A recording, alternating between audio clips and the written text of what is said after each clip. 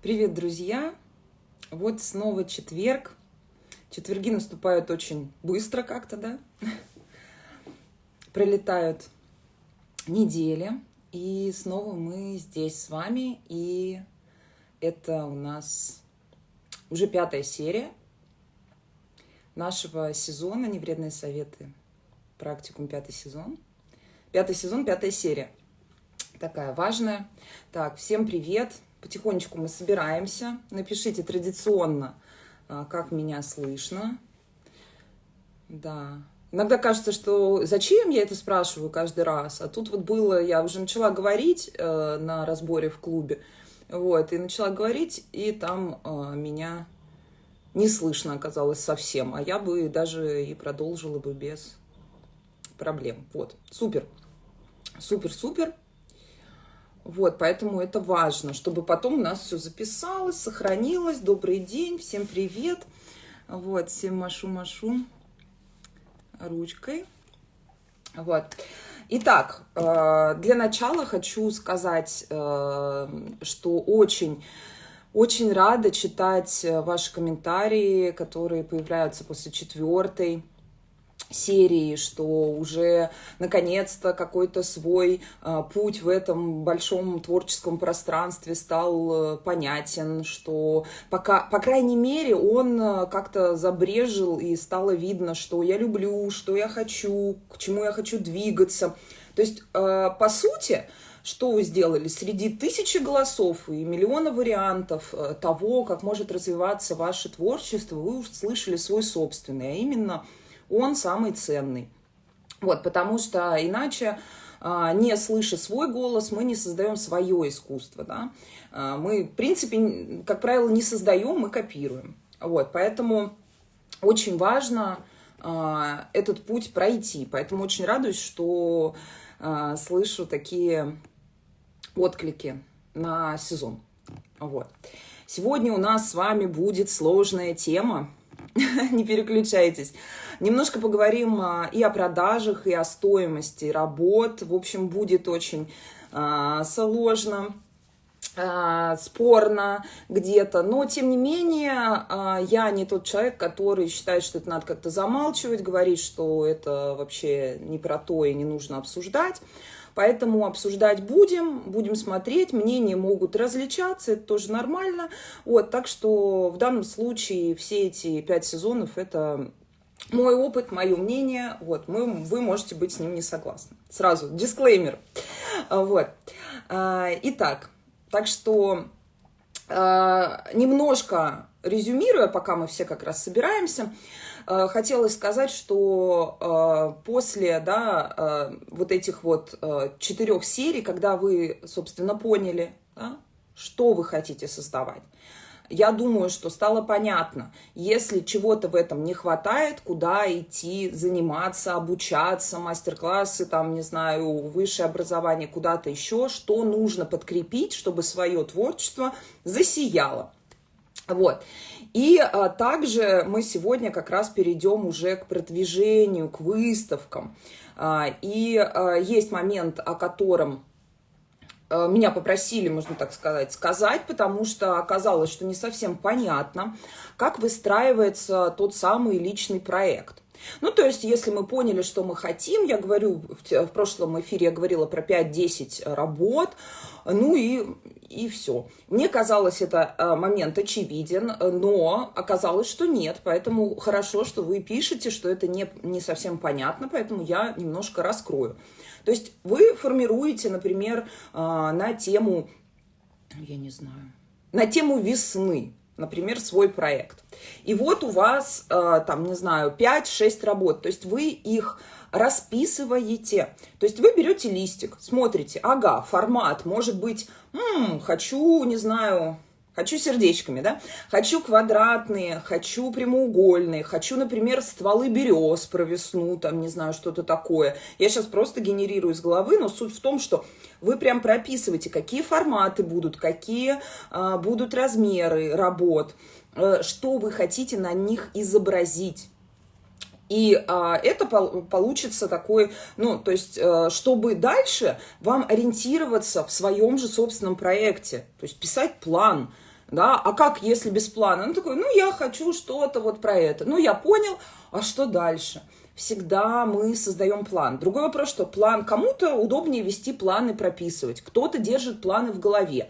Я с возрастом поняла, что планы в голове исчезают очень-очень быстро, потому что просто ну, нет такой функциональной возможности все в оперативной памяти там держать, да, ну просто все исчезает. Поэтому записывая, формируя картинки, зарисовывайте. Вот для этого скетчбук, эскизы какие-то небольшие. То есть проект формируется абсолютно так же, как проекты в художественных вузах, как этому учат в архитектурных и так далее, и так далее.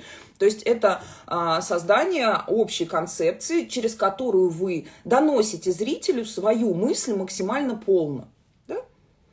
Еще такое хорошее сравнение, наверное, в этом, и можно его записать, я его сейчас писать не буду, но просто рекомендую. Представьте, что вы говорите что-то человеку, который ничего не знает о вашей идее.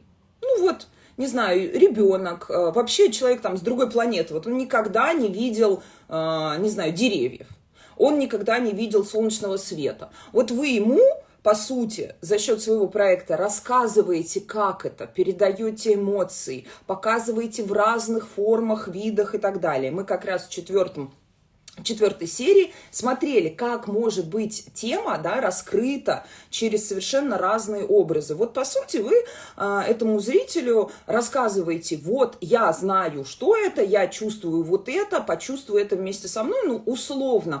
Это как будто бы, в живопись не как будто бы, а в принципе все искусство, это такой визуальный, аудиальный язык, новые языки для того, чтобы передать то, что мы не можем передать словами иногда, да, нам необходимы образы, необходимы запахи, необходимы аудио и так далее. То есть в этом и есть искусство, то есть передать ощущения за счет большого спектра ну, вот, каких-то медиумов, да, и вы можете, используя их, рассказать зрителю вашу идею.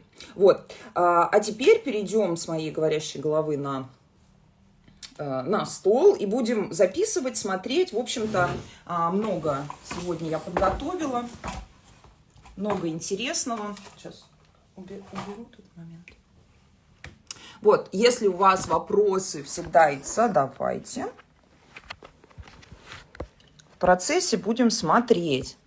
Потому что мне и нравится, что это наши живые с вами встречи. Да? Живые встречи позволяют как-то ну, гораздо более полно раскрыть тему. Я понимаю, что иногда вопросов нету, но тем не менее, если они появляются, надо озвучивать.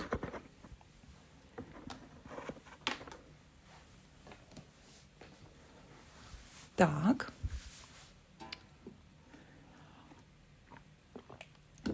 Итак. Мы с вами в прошлый раз писали, я сейчас как раз это найду.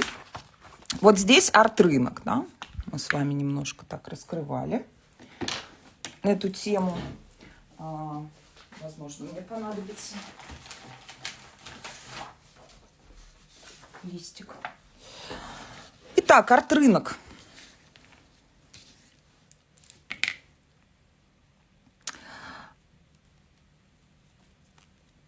У развития в рамках арт-рынка есть два пути. Это институциональный и продажи. Есть художники, которые объединяют два этих пути. Мы немножко об этом в прошлый раз я упоминала, но давайте разберем каждый из этих моментов, вот здесь располагающихся пунктов, и немножко про них проговорим. Что значит институциональный? Да? Если вот примитивно, да, это часто то искусство, которое ну, не совсем популярно среди большинства. Хотя вот как раз в моменте современного искусства может совпадать и этот путь развития, и продажи. То есть есть узкий спектр коллекционеров, которые приобретают работы, и, тем не менее, работы, являющиеся современным искусством, попадают в институции. То есть здесь пересекается больше. Если мы находимся вот здесь, в зоне мимезиса, так скажем, да, когда мы рисуем больше то, что видим вокруг, то, скорее всего, институциональный путь не будет так широко раскрыт. Я уже говорила, что есть галереи, занимающиеся классическим искусством, они всегда будут, просто их не так, возможно, много, или, ну, в общем-то, нужно, как и в том, и в другом направлении, поискать свои галереи. Да?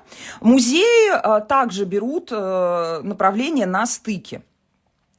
Что такое резиденции? Резиденции – это те места, где вы можете, как правило, за границей. Есть резиденции, кстати, в России, которые приглашают художников, говорят о том, что вы можете, все, оплачивается проживание, питание, и вы можете в рамках, например, месяца творить после создания своего проекта в рамках резиденции. Часто резиденции, например, это может быть при каком-то промышленном предприятии или, наоборот, внутри села. Резиденция, которая раскрывает темы народности или как раз темы промышленности.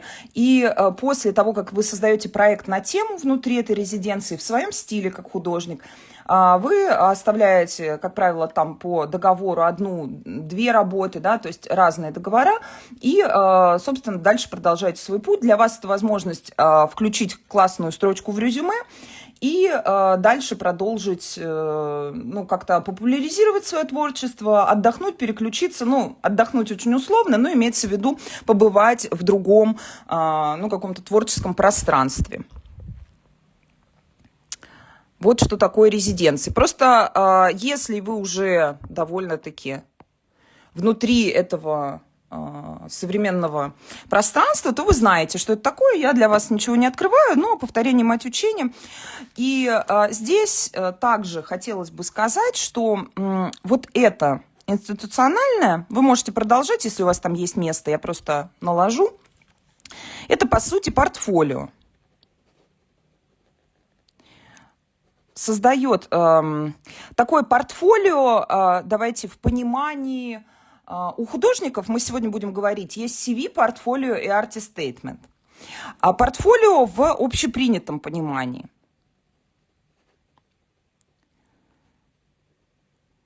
Но и CV.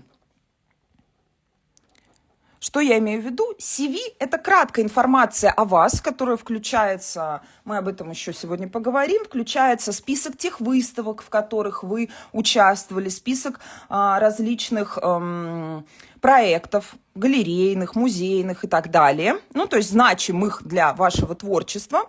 И портфолио уже раскрывает ваши картины, да? То есть давайте мы так немножко. Это у нас в основном, да, такой список достижений. Мы более подробно чуть позже об этом поговорим. А портфолио – это, так скажем, описание серий. Ну, то есть, если вы идете в обычной структуре на работу, не в художественной, то в портфолио вы пишете: я классный, у меня коммуникативные навыки. Ну, я шучу, конечно, но вот это вот все, то, что список достижений ваших вы пишете в портфолио, это одна форма существующая. А в творческой среде существует две раздельных формы, где в одной краткой это список достижений, публикаций, информация, и здесь уже описание серий, конкретные ваши картины. И вот этот путь развития, когда мы стремимся в галереи, резиденции, музеи, прибавляет списочки, да, прибавляет пунктики к нашему списку достижений, описанию и к различным сериям работ, потому что в резиденции вы можете серию работ какую-то новую создать. Вот, скажем так, прибавляет строчки, давайте так прям примитивно, в резюме. А продажи, они не прибавляют строчки в резюме. Ну, как правило, вы же не пишете, как правило, вот в этом списке достижений можно написать, что картины в таких-то, таких-то коллекциях, там, за рубежом и так далее. Но это не больше 1-2 строчек. То есть вы не пишете: я вчера продала за столько-то, завтра продам за столько-то и так далее. То есть это, как правило, не прибавляет строчки в резюме. Поэтому художнику приходится немножко сидеть на 2 стульях часто. То есть классический путь на самом деле, да, он вот больше здесь. То есть мы создаем искусство, которое не идет на продажу, ну, не впрямую. То есть не сразу заточено на то, чтобы быть повешенным на стенку, а именно искусство для искусства, с идеями, темами, злободневностью, какими-то актуальными моментами текущего времени. Тем самым мы продвигаемся. И дальше уже у нас развивается наше резюме, портфолио, CV, и мы двигаемся в этом направлении.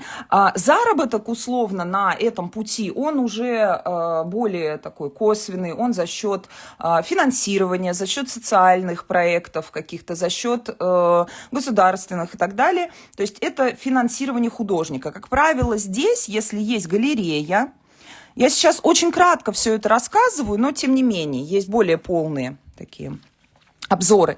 В Европе, за границей, галерея часто берет художника, так скажем, на поруки, поэтому все так и пытаются сюда вот попасть. То есть она обеспечивает его регулярную оплату, регулярную покупку материалов, сколько-то процент берет за продажу работ, да, это разный процент. Галереи берут в целом 40-50%, часто, иногда больше, иногда меньше, но это среднее, да, 40-50% за реализацию. Ну, давайте напишем. Работ. Но, тем не менее, я говорю в Европе, да, сразу оговорюсь, ну, за рубежом, и галереи занимаются развитием художника, то есть они отправляют его на различные выставки, в различные резиденции, в различные какие-то активности для того, чтобы вот сюда прибавлять строчки в резюме, а следовательно, прибавочная стоимость работ растет.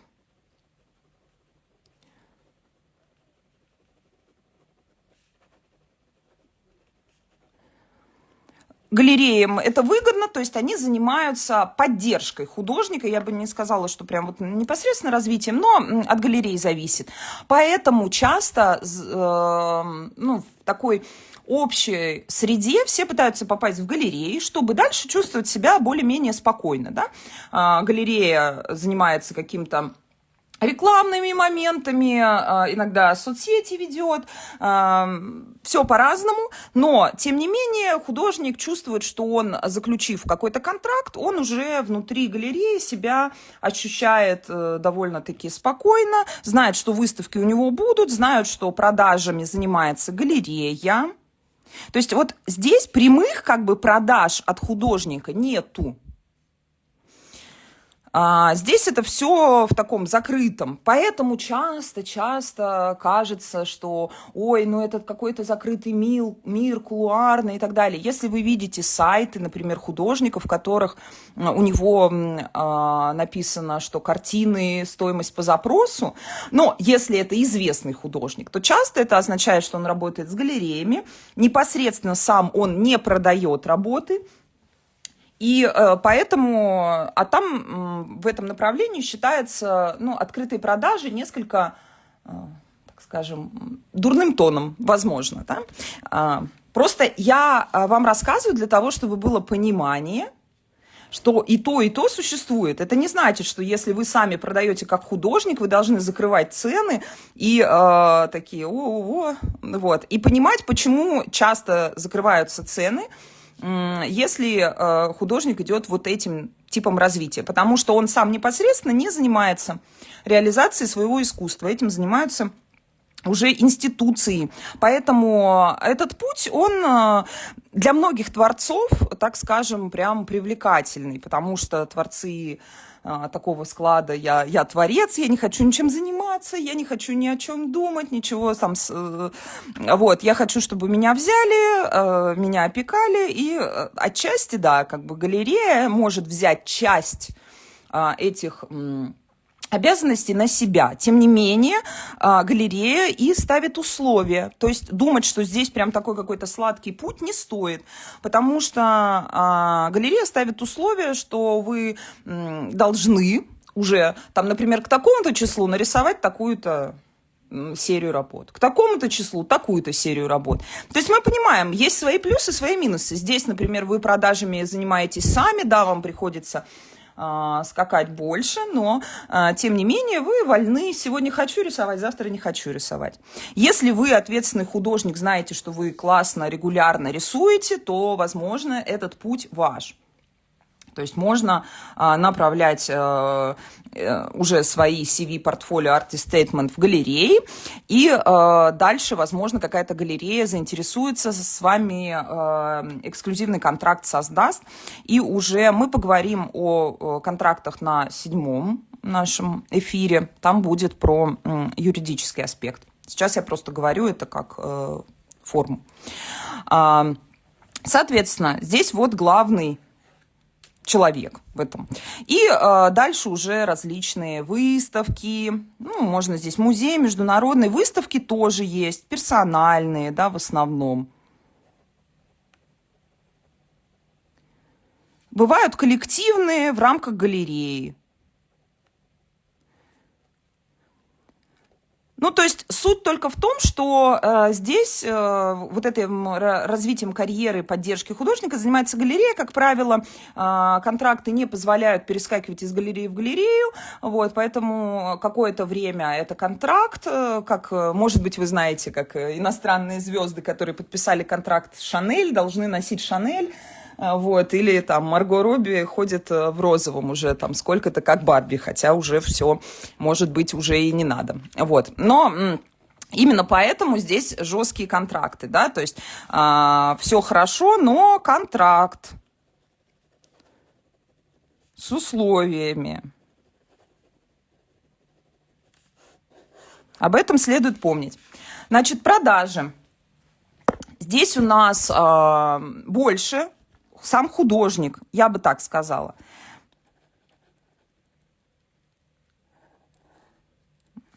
Потому что он уже сам реализует свои работы, да, то есть здесь контракт с условиями, давайте так, галерея реализует работы. Стоимости часто, давайте, не всегда, но часто по запросу. Галерея по контракту требует определенную производительность.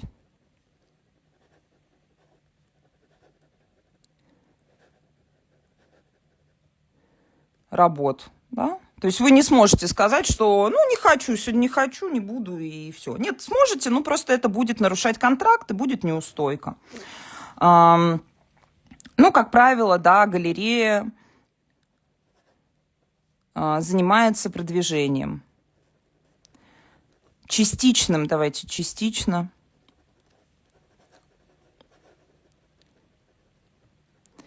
Вы можете, да, если вы пишете, если у вас вот просто подписать еще раз, повторить эту шапку, и просто я не хотела переписывать.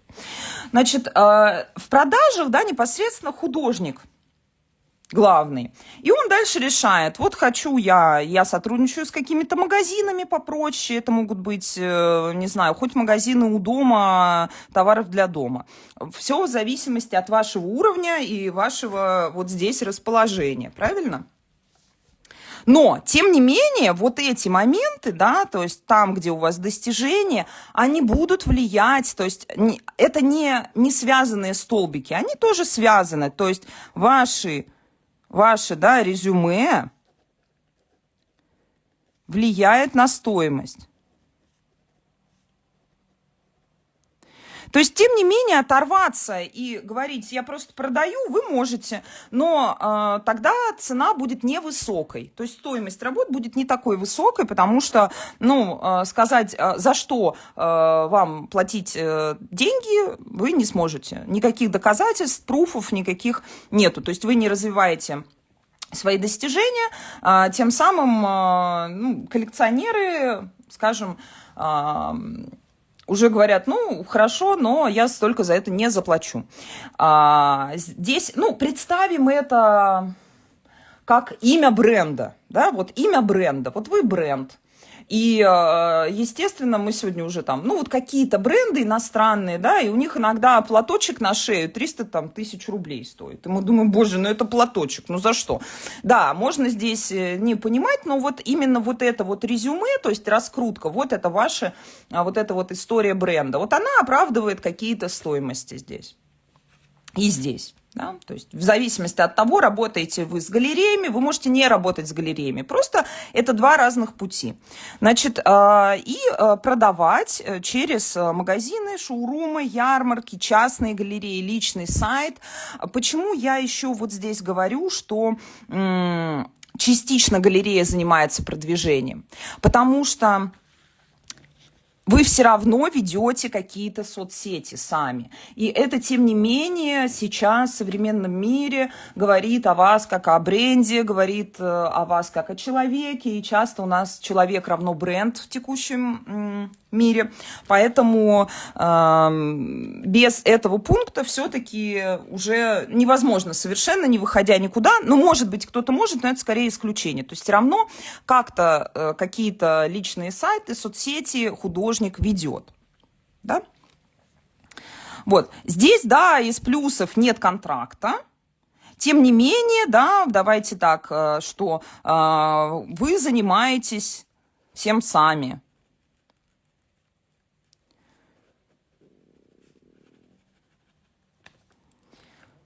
Вот. Цены, как правило, открыты. Время на создание чего-то свободное.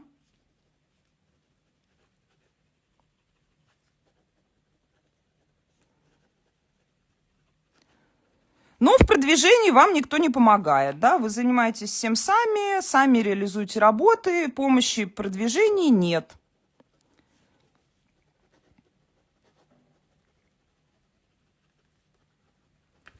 То есть вы можете кого-то нанять, конечно, вам этого никто не может запретить, но вот так, чтобы вы в галерее и все, такого тут нету. То есть это уже немножко другой путь. Я хотела, чтобы это было понятно. И вот здесь вот есть некие конфликты, которые между этим направлением и этим существуют. То есть... Давайте так, что если вы... Вот здесь я напишу просто конфликты, да?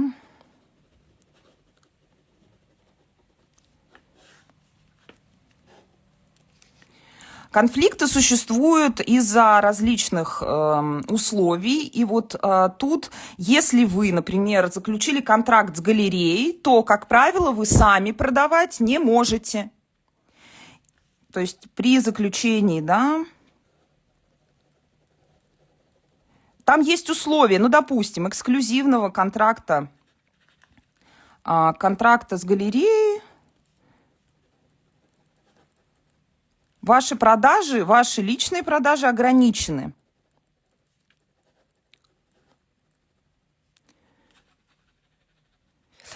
Также не можете ставить цену ниже. Вот у меня есть часть работ, которые по контракту в одной из галерей находятся, не в моей личной. Вот. И я не могу их продать ниже определенной суммы. То есть... Таким образом, если их продает галерея, они находятся у меня территориально, галереи не всегда хранят все работы у себя, то галерея берет свой процент. Если продажа осуществляется от меня, то я не могу продать меньше, чем стоимость галереи. Почему? Потому что это ломает рынок, то есть ломает стоимость вот здесь. Поэтому конфликты существуют, и здесь нужно быть очень внимательным. Да? Потому что бывали такие случаи, что художник с галереей заключил какой-то контракт, а дальше решил какому-то человеку там из-под полы, часто это, кстати, агенты, да, условно, под прикрытием, вот, и там, давай я тебе там, не знаю, в 10 раз дешевле продам. Ну все, соответственно, с ним был разорван контракт, и это очень плохое, так скажем, плохой пункт в его резюме добавила. То есть в дальнейшем при таких условиях с вами могут вообще не работать. То есть если вы понимаете, почему я говорила, так важно понять, где вы находитесь, где вы и за что вы отвечаете здесь. Потому что именно это вас уберегает от ошибок. Потому что потом можно вот так запятнать репутацию, и все, ее потом вернуть просто будет очень сложно в этом рынке. В этом пространстве, да, так скажем. Вот. Поэтому есть какие-то тонкости, естественно, в арт-рынке. Я вам говорю про глобальные моменты. Вот. Поэтому есть также, да, определенные условия в продажах, что если вы уже продаете с определенной стоимостью, то ниже этого, да, ставить уже сложнее. Мы сейчас, кстати, поговорим про стоимость. Это следующий пункт будет. Он прям такой разрывной. Вот. Но основной, да, конфликт вот здесь. Так, еще что-то я хотела сказать. В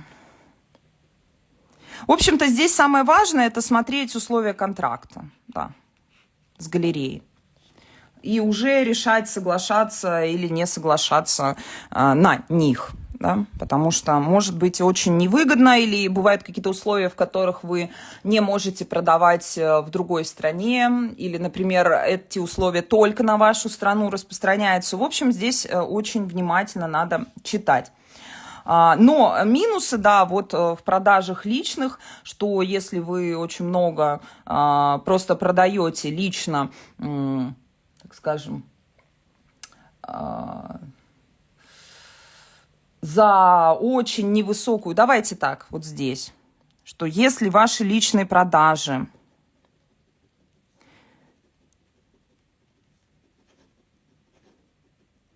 за очень невысокую цену, ну, массовые, на рынках, там, не знаю, и так далее. Ну, так скажем, на неуважаемых площадках.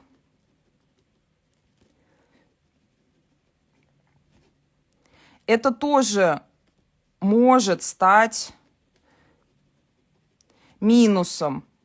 Я здесь оговорюсь, что может стать, может не стать. Для резюме.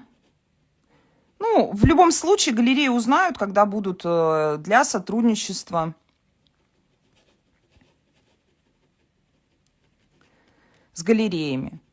То есть, если вы хотите потенциально когда-то попасть в институциональное направление, то, ну, так скажем, продавать, я даже не знаю, по 200 рублей там принты на протяжении там многих лет открытки, часто это не скажется хорошо на вашем резюме для галереи. Ну, просто она вас не возьмет. Вот, скажем так. Потому что галерея должна понимать, за счет чего она может получить свой вот этот процент. То есть для того, чтобы вас, по сути, взяла галерея, уже должен быть заинтересованность в том, что вы как-то продвинулись как художник. Поэтому резюме, портфолио, вот это вот все супер важные моменты. То есть развиваться на выставке и так далее. Если вы даже занимаетесь сами, да, продажами, являетесь художником, тем не менее есть выставки коллективные, персональные, так скажем, это больше посередине здесь находится, и вы в них участвуете, вы резюме свое расширяете, и дальше уже решаете, куда вы подаетесь. Дальше продолжаете свой путь индивидуально, работаете с галереями. Я работаю с галереями частично, То есть сейчас у меня своя галерея, но также я сотрудничаю с другими на неэксклюзивных правах, как уже сказала, но есть художники, мои знакомые с эксклюзивными правами, которые развиваются вот прям более направленно в этом направлении, да. Надеюсь, что этот момент понятен. Сейчас посмотрю, были ли вопросы.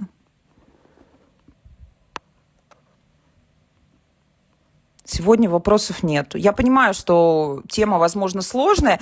Я пытаюсь очень сильно, иногда, да, какие-то у меня в речи заминки. Это не потому, что я не знаю, что сказать. Это потому, что сказать мне очень много есть чего. И я стараюсь как-то оптимизировать это максимально понятно, потому что вообще на эту тему, например, целые большие курсы. И здесь есть глубина, куда копать в каждом из направлений, вот прям очень-очень. Но у нас с вами введение, чтобы было немного более понятно, что же происходит. Давайте немножко поговорим о стоимости работ. Ух. Сейчас прям будет горячо. Так, в какую сторону мне достать? Вот сюда. Ой. Интересно узнать про неуважаемые площадки. Ну, Ирина, я очень условно говорю, да. Ну, допустим, не знаю, это...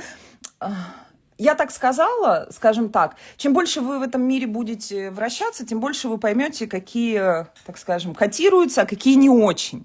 Вот, это просто уже через опыт. Внутри галерей тоже есть, например, там всякие служки, в которых вот с этой галереей лучше работать, а с этой галереей лучше не работать. Но это все очень закрыто кулуарно, поэтому я здесь это не буду говорить. Но, тем не менее, как в любом сообществе, это есть.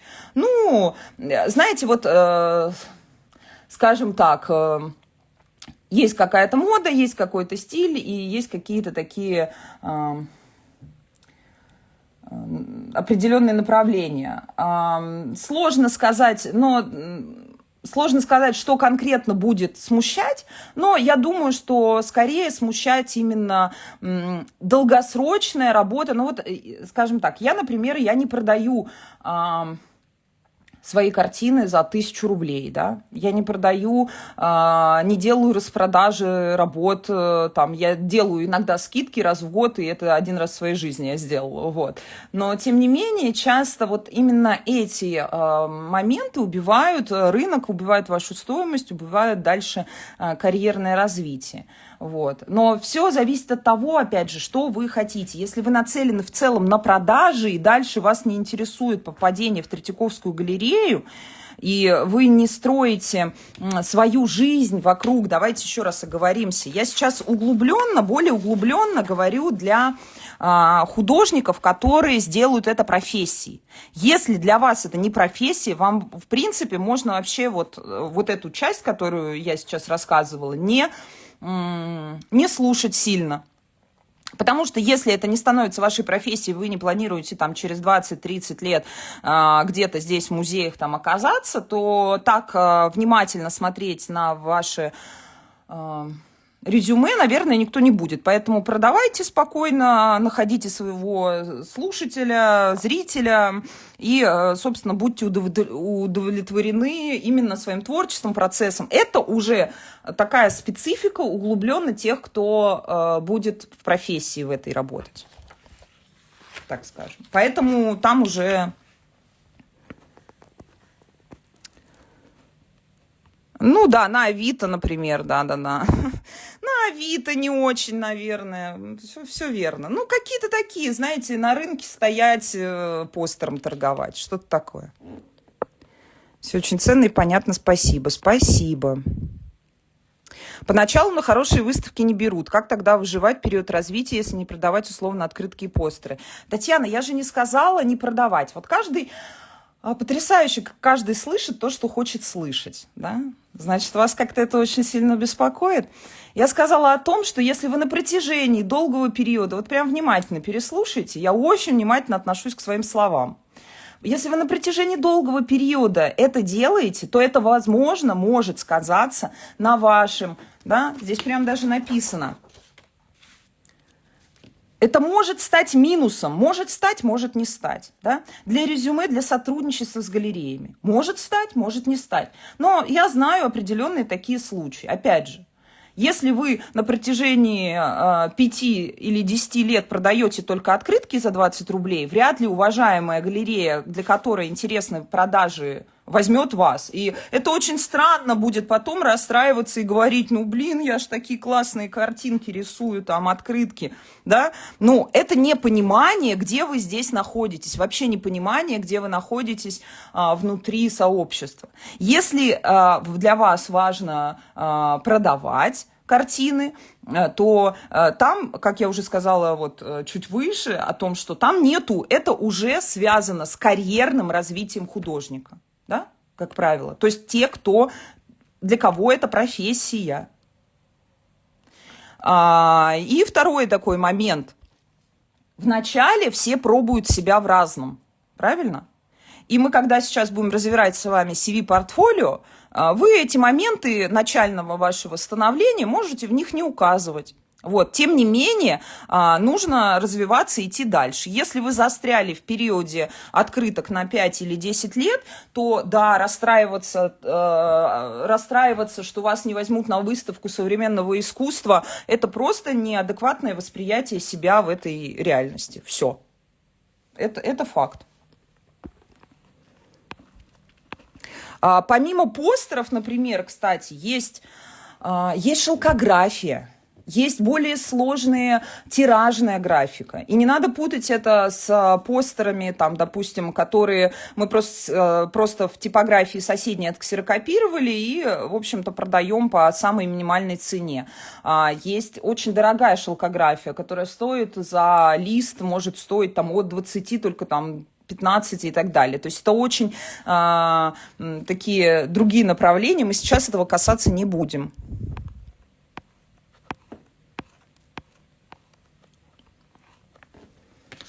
Итак, сейчас будет сложная тема.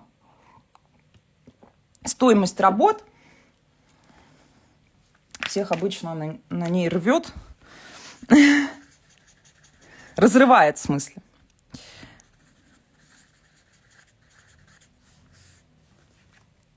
Сразу дисклеймер здесь, а то это мой взгляд. Вы можете не прислушиваться. Можете не прислушиваться. Просто иначе очень сложно о чем-то говорить, потому что сразу начинается такое количество хейта. Значит, давайте так. Значит, стоимость работы, с чего она формируется? Да? Это у нас стоимость, так скажем, давайте так, материалы. Значит, основная стоимость. Здесь материалы. Да, что у нас еще? Оформление, хранение. Ну, вы же платите сколько-то там за хранение, если вы где-то еще храните. Значит, то есть все здесь, все, что включает в себя базовую стоимость на создание работ. Да? То есть вот она какая-то у вас есть. Дальше. Вот здесь у нас это ваша работа. То есть стоимость работы. Трудозатраты.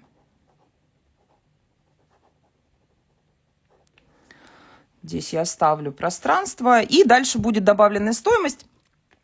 Давайте с первого начнем. Вот у вас материалы, оформление, хранение. Я сейчас просто для примера, ну, я не знаю, допустим, 1000 рублей стоит 1000 рублей у вас стоит материалы затраченные. Мы возьмем небольшую какую-то работу, и вы на нее затратили. То есть это бумага, например. Я просто в акварели больше разбираюсь, но холст тоже не дешевле, чем лист стоит и так далее. Просто это вот прям самую маленькую, ну, вот какую-то небольшую, да. Мы сейчас вообще просто берем абстрактную сумму, чтобы было понятно, поэтому беру кратную десятки. Все. Не потому, что это должно стоить 1000. Значит, это только наши затраты. Да, затраты.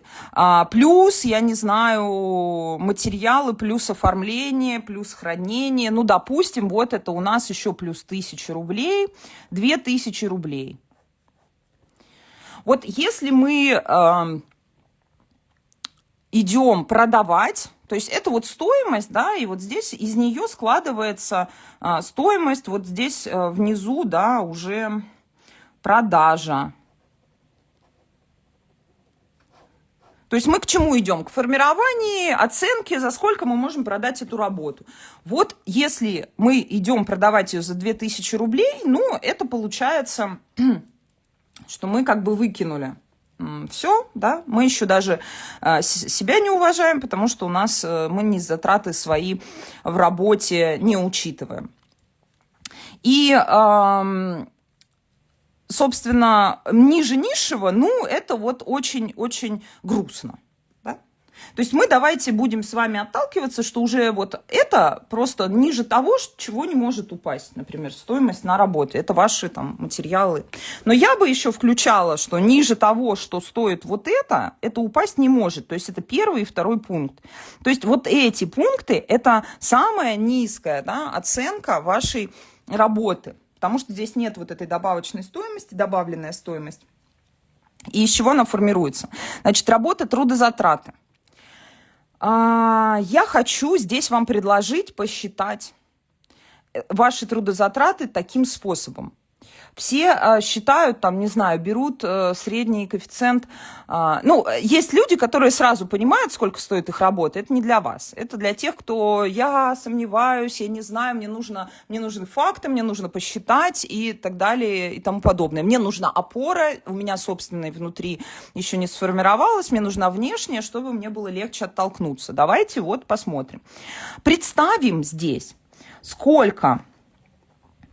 Один раз ко мне обратилась девушка, точнее, не один раз. Такое было раза 3, но вот прям очень характерно, что я не знаю, мне сложно. Это было на личных там консультациях, а потом, вообще это популярный вопрос. То есть популярный вопрос, я не знаю, сколько мне брать за мою работу, мне стыдно, я не могу поставить какую-то стоимость и тому подобное. И я в какой-то момент выработала такой ответ. Очень отрезвляет, очень сильно отрезвляет в этом вопросе, да, понимание того, что другого заработка у вас нет.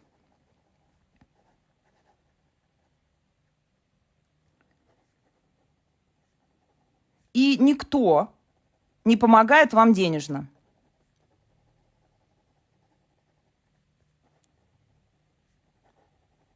Вот супер отрезвляет. Я сказала, представь, а вот если тебе не помогают родители, муж тоже не помогает, и, в принципе, ты на какой работе другой не работаешь. Ну, то есть нету. Сколько тебе нужно в месяц денег? Чтобы обеспечивать, чтобы, не знаю, снимать квартиру, покупать еду, обеспечивать, там, не знаю, ребенка и так далее. Очень сильно отрезвляет в этом вопросе. Потому что обычно вот этот момент, я не знаю, сколько стоит моя работа, потому что он возникает, потому что деньги, они как будто бы не заработаны нами самими, да, то есть так получается, что, муж оплачивает квартиру, все вот так, там здесь, значит, помогают, я еще работаю на какой-нибудь другой работе, и поэтому я не могу оценить свое творчество, вот. А представьте, что нету ничего, вот у вас больше вообще ничего нет, кроме вашего творчества. И вот вам надо посчитать, вот сколько, дальше вы задаете себе вопрос, сколько в месяц мне нужно средств, чтобы закрыть основные нужды. Ну, то есть мы здесь не берем купить себе дорогую одежду, там, не знаю, какое-то это. Просто вот основные, да? То есть основные. Что там у нас, не знаю, аренда, там, машина, ну, там, я не знаю, бензин, коммунальные, там, телефон, интернет, еда, там, у кого дети и так далее и тому подобное. Вот сколько. Я сейчас, к примеру, то есть вам нужно за счет себя, как искусства, обеспечить себе жизнь. У вас другого выбора нету. И тогда вот этот вопрос, он становится понятен. То есть, окей, вот у меня другого нету. Сколько я, допустим, вот мне надо здесь, ну, допустим, пусть будет 100 тысяч, там, не знаю. Ну... У всех разная стоимость. Я просто, чтобы... Вот 100 тысяч. Вот, допустим, чтобы закрыть прям базовые какие-то вопросы. И теперь мы берем с вами и 100 этих делим на 30 дней. Ну, делим на 30 дней. Вот ваш день стоит 3,3 в периоде. Ну, 3000, грубо говоря. Да? Ну, давайте 3500 стоит день работы. Я сейчас прям базово взяла.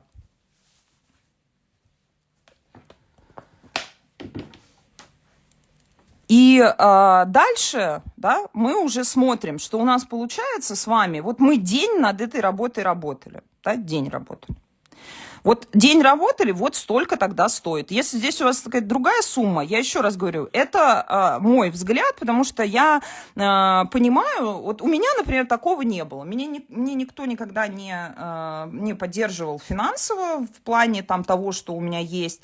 И поэтому не содержал, поэтому у меня возможности рассчитывать, что я могу как-то себя по-другому обеспечить, нет. Поэтому я говорю, это сугубо мой взгляд, но он очень сильно позволяет подставить вот это вот, сколько стоит ваш день. Вот если вам нужно здесь, там, не знаю, 300 тысяч, чтобы обеспечить себя самостоятельно, все свои нужды, закрыть аренды и так далее, то ваш день будет стоить вот тогда столько-то, да, то есть 10 тысяч рублей день. И вот тогда, если вы работаете день, прибавляете материалы, получается стоимость, да, такой, себестоимость.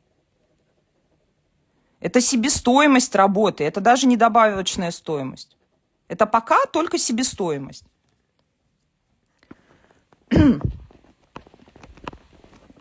Так, смотрю вопросы. А может, эта девушка просто сомневалась в качестве своих работ? Ирина, мы сейчас не поднимаем вопрос, я считаю, что мое искусство плохое. Мы сейчас, или там, я не уверен в себе. Это вопросы к психологу. И здесь это нужно, мы вот 4 урока, я это разбирала. Сейчас вопросы такого очень тонкого характера. И, к сожалению, если мы, в принципе, не верим в себя, то вот до стоимости работы вообще ничего не дойдет. То есть сейчас мы уже идем, поэтому я сказала, что первые 4 урока подходят для всех. Дальше, если у вас, это уже сугубо направленные для тех, кто хочет развиваться в карьере художника. Это работа CV, портфолио, артист-стейтмент. Я думаю, это понятно. Нет, ну, конечно, можно сделать CV, портфолио, артист-стейтмент, но не развиваться как художник и не продавать работы. Вот. Ну, дальше мы говорим про выставки, про юридический аспект продаж. Ну, по сути, это все направления, которые нужны уже для тех, кто карьерно хочет выстраивать себя на этом пути. Поэтому здесь вопросы, как понять, что мое искусство хорошее, к сожалению, это не ко мне. Это действительно к самооценке. Вот. И тут как раз вопросы именно... Нет, кстати, с той девушкой мы этот вопрос, ей прям сразу стало понятно, и она сразу посчитала. Вот. Потому что это на самом деле так. Потому что мы часто просто не задумываемся, когда у нас есть возможность заработать где-то еще, мы начинаем обесценивать себя и свой труд, да? Другой вопрос, давайте здесь понимать, да, давайте понимать, что если, например, новичок, я сейчас говорю для тех, кто развивается в творчестве, если новичок рисует работу 50 дней, а профи 5 минут, это не значит, что эта работа стоит дороже, чем это. Да? Это мы понимаем, я уже это ставлю как базис, понимаете? То есть я не хочу сейчас базовые прям вещи объяснять. Вот, поэтому мы здесь говорим про тот, кто уже занимается, да, вот здесь дисклеймер. Это мой взгляд, да, вы можете не прислушиваться. Это для тех, кто уже учится, тот, кто уже, не знаю, хорошо освоил свою технику, направление, кто уже выбрал серию работы и так далее, кто развивается. Если вы взяли в руки карандаш только вчера, и у меня как-то одна девушка спросила, а если я завтра начну рисовать, когда я буду зарабатывать деньги? Я ей сказала, никогда. То есть, если просто целью является непосредственно заработок, почему мы на 5-м уроке к этому перешли? Потому что в первую очередь мы 4 урока говорили, что вы хотите донести, и говорили про самое важное. Да? Поэтому вот здесь, да, это, естественно, понятно, что вы уже не новичок, например, вы понимаете, что вы можете, и это субъективно. Да? Если здесь вы для себя, давайте мы опять, связь с реальностью, да, связь с реальностью. Если вы здесь скажете, я хочу $1 миллион, $1 миллион, вот сколько, и типа разделю его на 30 дней, и сколько, значит, $1000 будет стоить мой день, да? Вот столько-то $1000. Ну, пожалуйста, считайте. Вопрос в том, что есть еще адекватная стоимость того рынка, мы сейчас об этом будем говорить, за которую это купят. Но если вам, да, легче отталкиваться от чего-то, вот прикиньте вот так.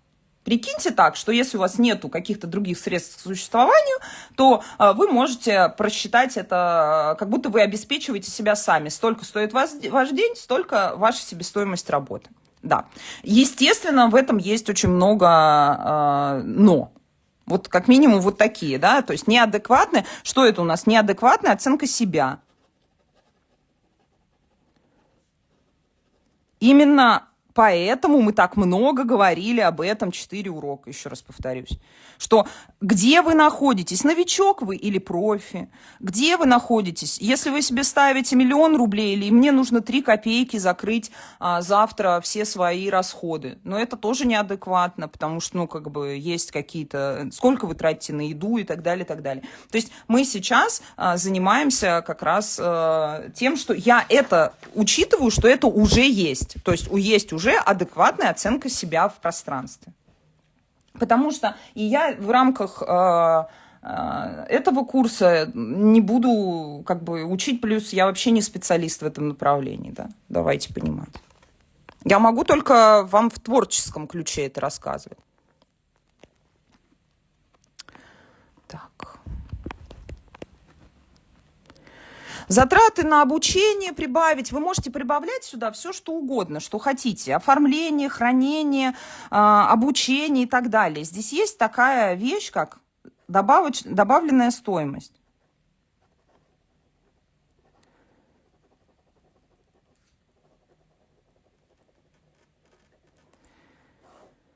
Я почему это все так написала? Потому что вот ниже вот этого вы продавать не будете. Возможно, вы нигде не учились и ни на какие курсы не тратились. Поэтому вот здесь вот как раз у нас могут, это ваши обучение, затраты. Да? Но, как правило, она еще формируется из вашего, да, опыта продаж, то есть вашего... Она очень такая огромно размытая, я бы так сказала. Ну, так скажем, регалии ваши. Здесь выставки, известность, предыдущие продажи.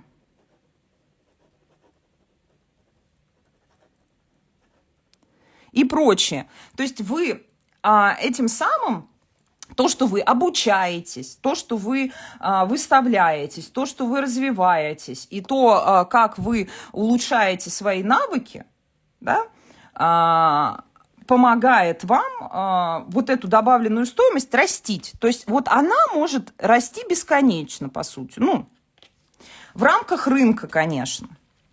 Поэтому здесь получается, что есть тот базис, ну, ниже которого просто, как бы, как сказать, тогда вы просто себя не уважаете. Вот, а здесь это уже то, что растет. И вот тут вот стоимости, поэтому такие разные стоимости на работы. Да? Что у одного человека там в резюме вот столько, и у него поэтому и стоимость его работы растет. Коллекционеры, то есть зависит от многих вот этих входящих факторов. Ваши победы, ваши там тра-та-та-та-та-та. То есть то, что является пруфами, является доказательствами вашей карьеры как художника. И самое главное, понимание коллекционера, что в дальнейшем он сможет продать эти работы, ну, как минимум, да, то есть это вложение. Вот это по сути, покупка, так скажем, ну, минимальная, то есть если я просто, мне нравится, я на стену повешу. Добавленная стоимость еще формирует, добавляет к себе вложение. Да? То есть вложение покупателя в ваше творчество. Вот.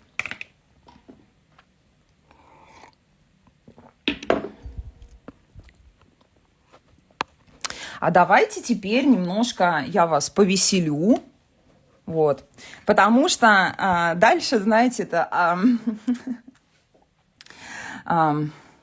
давайте посмотрим стоимости работ художников и немножко развеем миф, и потом к этому вернемся.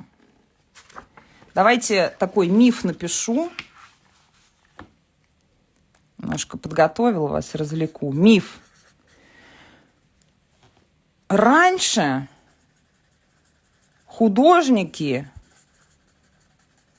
были бедные,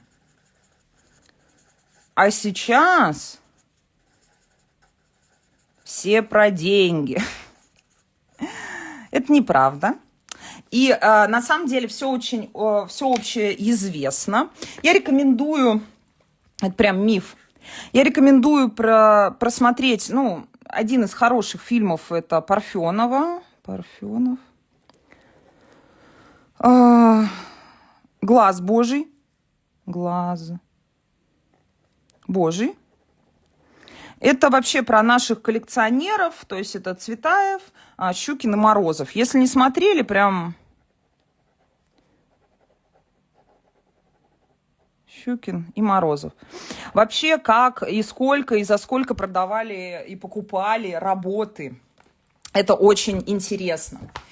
Давайте посмотрим. И, например, я вам для примера тут приведу несколько работ. Сейчас. Секундочку.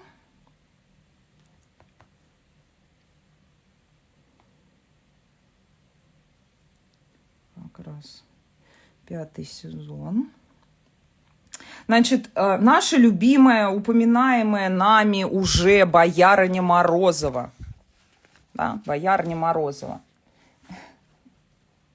Вот, боярыню Морозову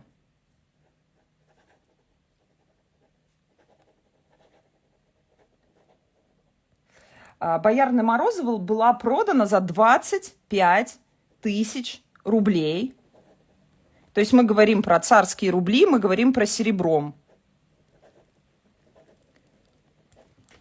Угу. Да?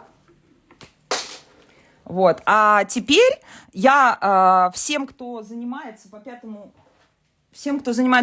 сезону, я вам в чат 5-го сезона скину одну забавную статью, ну не забавную, ну вот такую с ценами разных работ. И калькулятор, есть общий калькулятор для расчета перевода денежных средств из серебра в по современному курсу. Безусловно, он немножко, плавает, но порядок цен вы сможете выяснить. И это, вы сейчас удивитесь, 31 миллион рублей на текущий курс.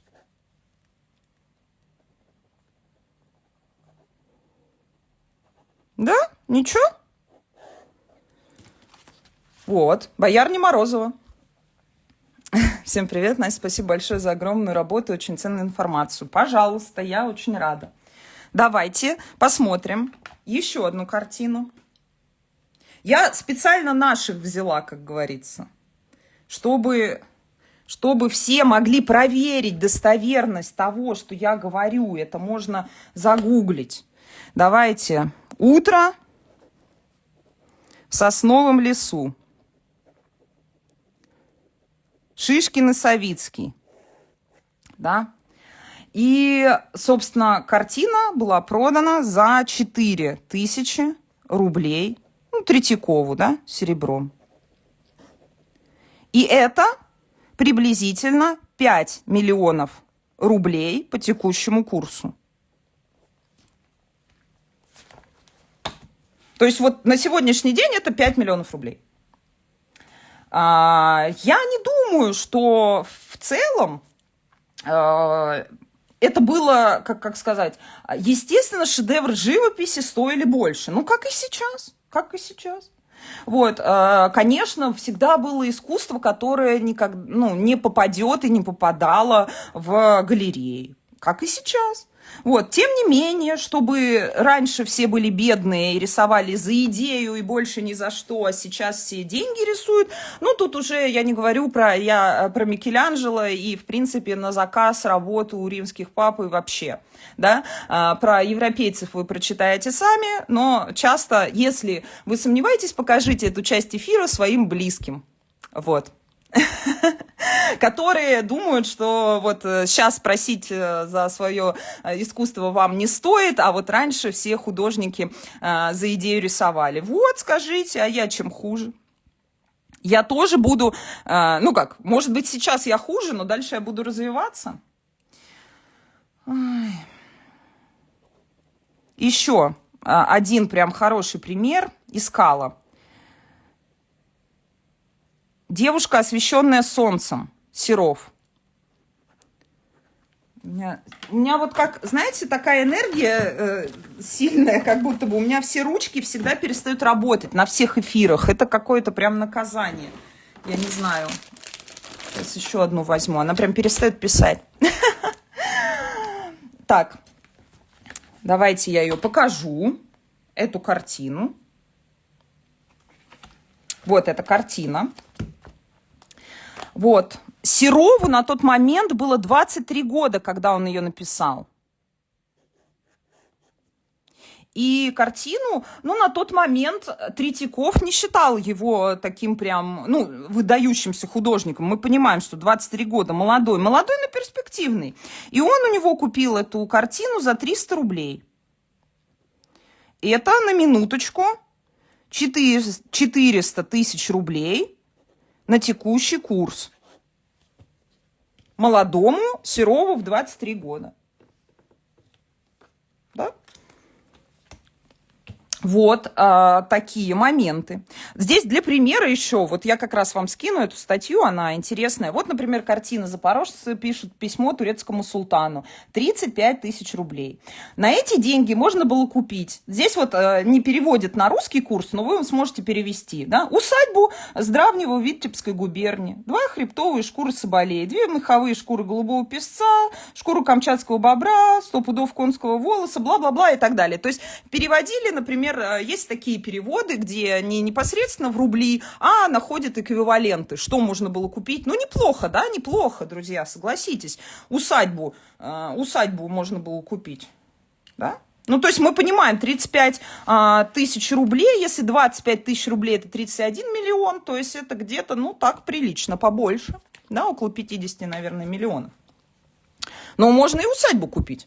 И это за картину, да?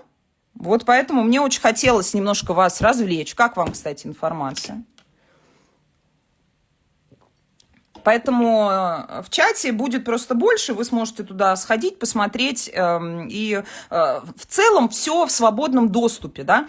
Все есть в свободном доступе, это открытые сведения, и сейчас и коллекционеры, за сколько они продавали, покупали работы, такие, ну, то есть не современные, но того времени это есть, потому что есть записи, как и сейчас есть, за сколько там тысяч долларов продается работа на каком-то аукционе.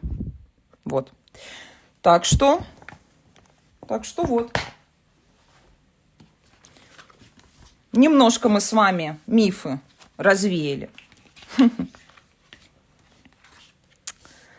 Давайте теперь подумаем. Да, вот мы с вами про стоимость работ еще говорим. Вот вы посчитали. Мы теперь поняли, что, да, развлекла Настя, спасибо, да, супер интересно, спасибо. Вот, мы сейчас с вами прикинули, что вообще, да, как-то вот уже самооценка-то чуть-чуть поднялась, но, по крайней мере, я бы так сказала, не самооценка, а оправдание того, что нежели хорошо нечего начинать, как бы уже не работает. Да? То есть, и в принципе все как бы нормально, все везде продавались, и как бы можно было. Я вот тоже как бы 23 года, 400 тысяч рублей, я уже как-то вот понимаю, что где-то проморгала это время. Вот.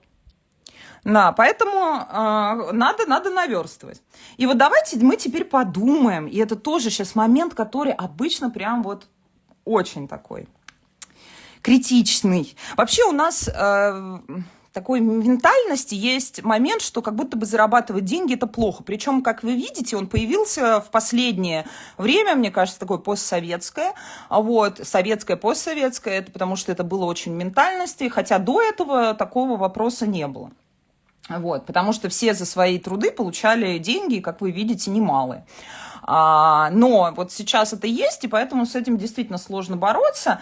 И мы вроде как бы и хотим, но нам как будто бы стыдно, да? Ну, за что стыд? За то, что если я там, не знаю, на заводе работаю, я за это определенную зарплату получаю, это нормально, а если я рисую, за это определенную зарплату получаю, то как будто бы что-то со мной не так. Это такая же работа и такая же зарплата. Вот. Спасибо, очень приятно.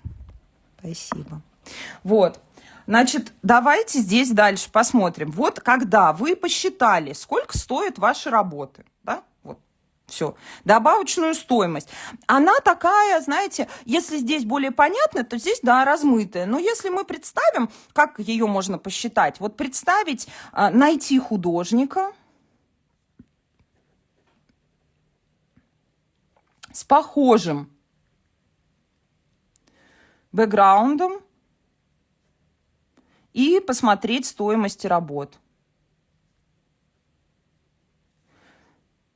Ну, то есть, если вам совсем сложно ориентироваться и сформулировать, то вы можете, вот у меня там, не знаю, 15 выставок, там столько-то здесь это, вот похожий художник, приблизительно такой же, и мы, возможно, в одной ценовой категории.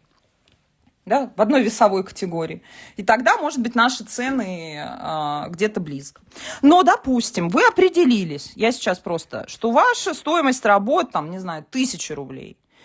И вот 100 тысяч рублей ваши стоят работы. Я просто здесь такой разлет. Вот отсюда до сюда. То есть вы у вас определились. Вот, и дальше самый сложный вопрос и самый важный вопрос при продажах. Где находятся эти люди, для которых отдать эту стоимость за творчество, да, за творчество. Я сейчас объясню. Легко, давайте так, легко. Ну или несложно. Почему так говорю? Вот у нас, мы понимаем, что есть пирамида Маслоу, да, в которой есть наши первичные потребности, у нас здесь вот там еда, сон и так далее, ну так, к примеру. И вот духовные, они вот здесь. Вот искусство, почему такую проблему вызывает всегда в плане оценки? Потому что больше находится вот в этой категории. Если человеку пока нечего кушать, и вы ему картину продаете, ну, если только это обедневший интеллигент, тогда он купит. Но если это, в принципе, у него нет такой статьи расходов в голове, то вряд ли, пока он не закроет свои первичные потребности, он перейдет к следующим. Да? И вот, если ваша картина, например, вы решили, что она стоит 100 тысяч рублей, и вы, я уже об этом говорила в прошлом эфире, но это прям повторюсь, и вы с ней идете к соседу, который недавно взял ипотеку, кредит, там, не знаю, и вот у него он закрывает вот здесь. Что он вам скажет? Это просто такая, знаете, опять, мы возвращаемся к пониманию, где я в этой реальности нахожусь. Что он вам скажет? Да иди ты. И будет прав. Потому что куда ему эта картина за 100 тысяч рублей? Возможно, если вы придете за 1000, там, не знаю, вы посидите, поужинаете, возможно, для него отдать 1000 рублей будет несложно за творчество. И ваше творчество стоит... Мы опять же здесь отталкиваемся в первую очередь. Это не значит, что это одна и та же картина, да? Это разное творчество, разное, да? Ну вот, допустим, вы себя оценили в эту ценовую категорию, вы пока вот здесь, или там 10 тысяч рублей мы там можем, или там, не знаю, 50 и так далее. То есть в разных ценовых категориях, так вы в первую очередь, чтобы продать работу, не надо ходить и всем людям пытаться продать работу. Если вы придете, обратная картина, к человеку, у которого закрыты все вот здесь потребности, высокая зарплата, он изучает искусство, ему очень интересно, и предложите работу за 1000 рублей, иногда это даже может оскорбительно выглядеть. Он скажет, что как бы вот, а что ты так мало себя ценишь? Вот. И такие случаи тоже бывают. Поэтому для того, чтобы эффективно продать или продавать, да, мы всегда с вами на протяжении всего этого курса, да, ищем свою аудиторию. Вот это вот ваша аудитория.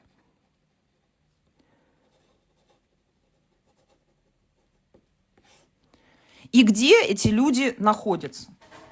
То есть мы понимаем, что если стоимость моих работ, там, не знаю, 1000, я могу пойти на ярмарку мастеров, на какой-нибудь сайт ВКонтакте. В принципе, через Инстаграм тоже нормально. То есть это нормальная стоимость обычно внутри соцсетей до 10 тысяч рублей. Такой. Ну вот здесь вот как бы легко можно через соцсети. Вот здесь уже более крупные мероприятия, личные знакомства. Ну, то есть вряд ли человек в соцсетях, не знающий вас, такой, ну, бывает, конечно, но, как правило, все равно вы там поедете навстречу, вы познакомитесь и так далее. Но легко через соцсети приобретаются по распродажам там вот или по каким-то, вот это ценовая категория. Так вот, где ваша аудитория? И как вам найти эту аудиторию? Если ваши картины по себестоимости, вашим трудозатратам, вашим, там, я не знаю, сколько вы вкладываете в себя выставок, известности большая, но я думаю, что те, у кого уже известность, конечно, этот вопрос уже мало волнует, они, конечно, вряд ли здесь меня слушают, вот, но, тем не менее, как правило, да, это вот сегмент, который вот этот, поэтому я здесь 1 000 000 рублей даже не ставила, я просто ставила вот какой-то такой. То вам тоже нужно задать себе вопрос, вот кто из своей зарплаты, сколько должна быть зарплата у этого человека, чтобы он 100 тысяч за картину отдал. И в каких местах вы можете найти? Ну, не на улице, не на остановке, да, ну, не знаю, ну, как бы на каких выставках, мероприятиях, где. Не надо пытаться свое искусство впихнуть всем. Да? Это тоже неуважение к людям, потому что у них совершенно разные приоритеты в жизни могут быть.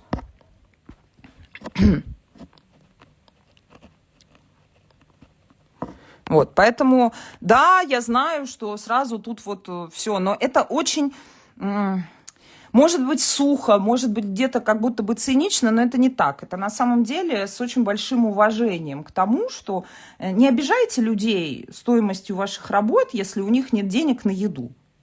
Вот, и наоборот, то есть просто найдите свою аудиторию, у которой не будет вопросов.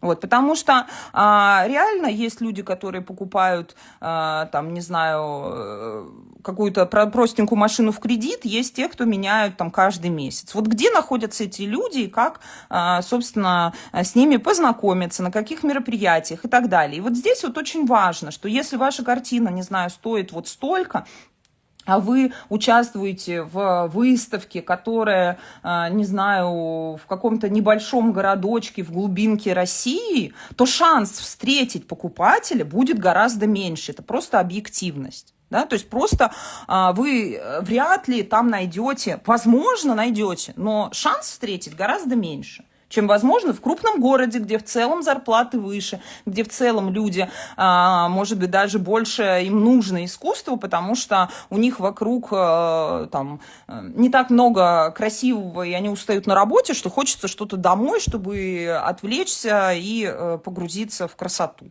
Вот.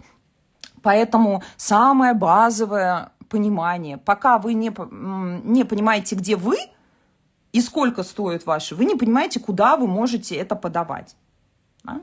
Поэтому здесь и выставки ради выставок иногда, и потраченные просто вот эти вот впустую. То есть точно так же, если у вас ваша стоимость искусства, вам нужно определиться со стоимостью искусства, даже если вы в институциональную среду идете, то есть как бы в галерею. Галерея должна понимать, сколько ее будет 50% от этого, да? То есть сколько. И дальше уже понимать, кому она может вас предложить, какие покупатели, подходите ли вы ей, как галерее. Да? А если вы говорите, ну я не знаю, мои работы и 1000 могут стоить, и 100 000, ну определитесь, за вас это не сделает никто. Конечно, я об этом уже говорила, но за вас это могут сделать галереи, институции и так далее и тому подобное, потому что они занимаются вот этой добавленной стоимостью, если вы идете по этому пути развития. Но если вы идете по пути развития продаж самостоятельных, то вы более самостоятельно формируете эту цену относительно рынка. Да? Опять, еще раз говорю, что если вы поставите там 1 000 000 рублей, ну окей, можете ставить 1 000 000, но просто никто не купит. То есть не терять связь с реальностью, где вы находитесь, сколько стоит в этом же ценовом пласте картины других художников, вы, допустим, с приблизительно одинаковым опытом, похожими регалиями, то есть мы ориентируемся, да, то есть мы ориентируемся. Это, знаете, как мы приходим на определенный рынок, и вот помидоры продавать. Вот я не знаю, сколько стоят помидоры. И я смотрю такая, ага, ну я понимаю, что я их там растила, выращивала, ну приблизительно, что я уже как бы за рубль не продам там, да, ну вот 10 рублей. Вот я смотрю, ага, ну 10 это вот моя стоимость. А я смотрю рядом все продают вот с одной стороны, ну то есть я прихожу и все продают по 50. Ну я поставлю по 10, меня либо конкуренты убьют, либо... Да, я шучу. Либо как-то будет... То есть я ставлю, я могу так поставить поменьше, но уже ориентироваться на рынок приходится. Иначе это демпинг называется, да, когда вы демпингуете. То есть если, например, машины в определенной ценовой категории, в определенном ценовом диапазоне, то есть если это там, не знаю, класса определенного машины, то она определенной цены будет. И у любого производителя она будет приблизительно в эту стоимость. Там плюс-минус. Но если вы придете и скажете, у меня тут супер машина, супер бизнес-класса за там 200 000 рублей, ну, завтра либо вас конкуренты застрелят, как говорится, либо, это очень такой невозможный для рынка путь развития событий. Поэтому, тем не менее, даже при установке цен необходимо отталкиваться от реальности, сколько вообще эти зарплаты, стоимости и тому подобное вокруг вас. Так, надеюсь, этот момент понятен. А давайте теперь немножко, мы перейдем к как раз завершающему моменту. Снова возвращаясь к CV, портфолио и artist statement. То есть мы немножко повеселились с вами, поговорили о сложном, теперь о таком спокойном, но важном. Да? Вот наши CV. Это, по сути, наши, давайте так напишем. Кто вы? Ваш стиль. Ну, то есть в чем вы пишете? Навыки. Далее регалии, образование, опыт, выставки.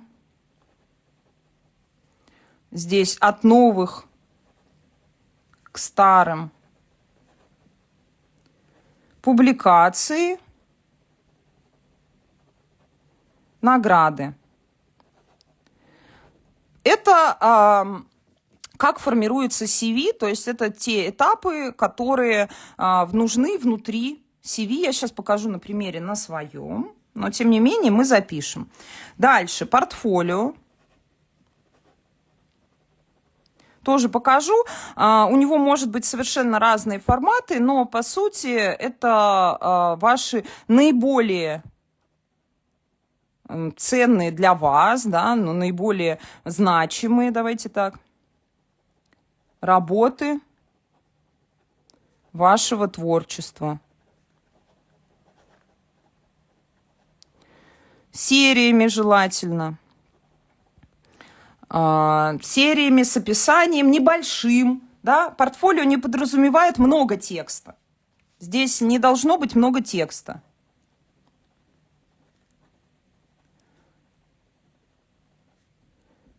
Здесь больше картинки, как говорится. И еще незнакомое слово для многих. Artist statement. Это художественное высказывание.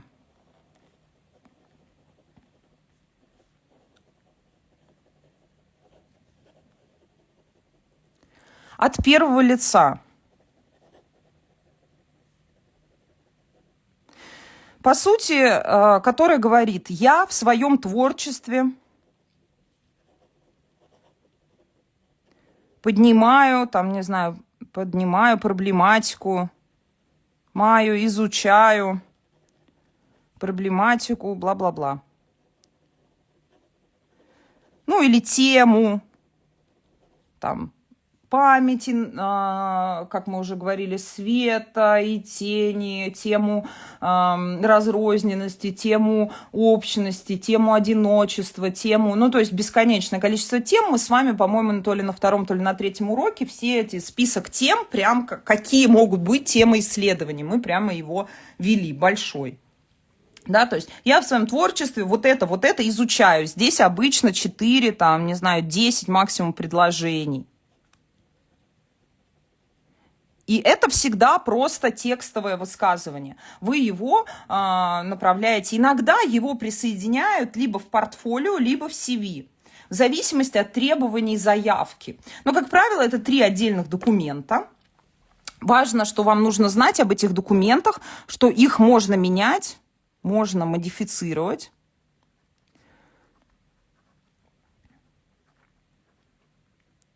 Под ситуацию.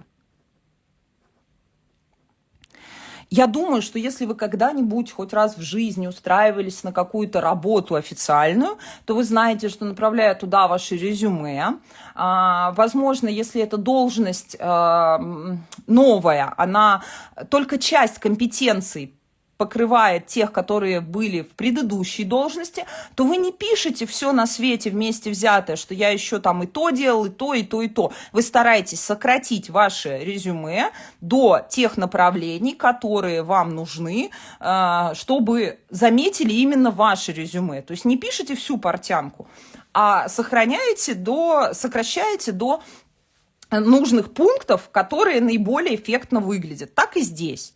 То есть, если вы направляете, я там в своем случае направляю на выставки, не знаю, акварельные, то я пишу все акварельные выставки, которые у меня есть, там, все биеннале. Если я направляю на выставки современного искусства, то большую часть моих акварельных биеннале там никому не нужны. Вот. Ну, это просто реальность. Вот. Они их не знают. Не потому, что кто-то плохие, но потому, что это сфера другая. Ну, не знают. Поэтому я оставляю наиболее значимые, убираю, допустим, все остальные и ставлю эффект больше на выставки современного искусства и так далее. А если, опять же, на акварельные отправляют, то они знать не знают выставки современного искусства. Зачем им это? Просто какая-то лишняя строчка непонятного назначения. Вот. То есть мы можем немножко модифицировать под те обстоятельства, куда мы направляем. Направляете, и всегда давайте так, всегда это PDF-ки, PDF. То есть основные, давайте, правила направления документов. Это не вордовские файлы, это PDF. Минимальный вес документа. Никаких ни ссылок, ничего. То есть не ссылки на загрузки, ничего подобного. Это прям очень плохой тон. Вас не будут смотреть ни одна галерея, если вы там скинете им ссылки или скинете фотки, прикрепите, не дай бог, минусы, не ссылки, не прикреплять фото к письму. Это все не загрузится, галереи смотрят по, там, не знаю, 10-100 заявок в день, и это невозможно просто просмотреть, загрузить, они просто не будут это делать, они следующую. Вот, поэтому сделайте все так, чтобы вас посмотрели, а чтобы вас посмотрели, это должен быть PDF-ка, минимальный вес, самый простой. Тем не менее, даже если вас посмотрят, это не значит, что вас согласуют, да, это мы тоже помним. Вот. Но это важно. Сейчас просто покажу свое, как пример.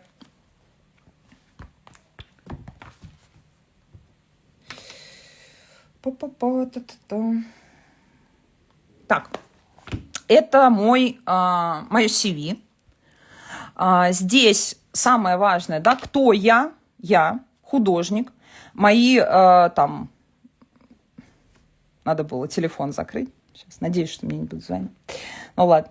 В общем, мой Инстаграм, то есть соцсети иногда важны. Дальше я пишу, кто я, да, бренд-френд, то есть так далее, так далее. То есть те регалии, которые за мной закреплены. Здесь немножко все это старая редакция, поэтому что-то меняется. То есть, соответственно, что, там автор книги там, и так далее, членство какое-то, сколько, да, вот у меня экспириенсов, это 37 пленеров в качестве приглашенного преподавателя в 17 стран мира и так далее.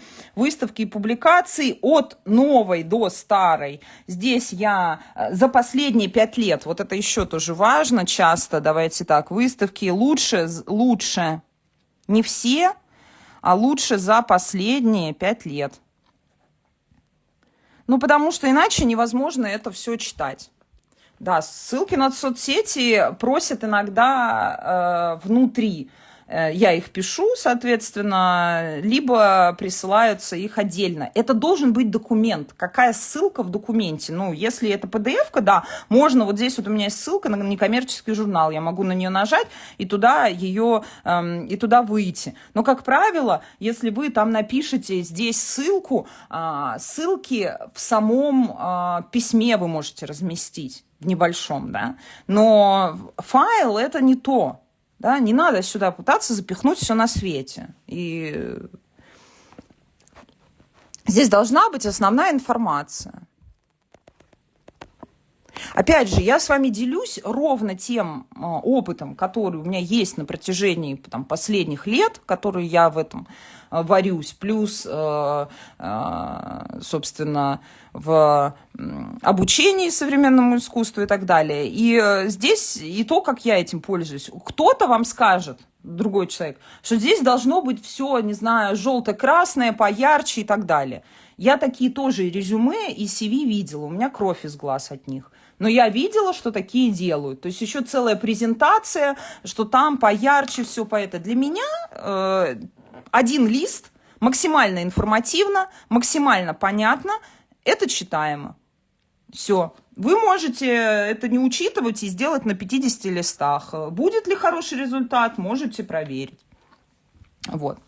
Значит, здесь, собственно, да, те салоны, выставки и так далее, на которых я участвовала, какие-то ссылки на публикации, в основном здесь также награды и публикации, вот все, что я вам говорила, то есть это где какие там места, выставки и так далее, тоже иногда со ссылками, но ссылка должна вот так выглядеть, да, то есть это не, либо она маленькая, либо она выглядит вот так.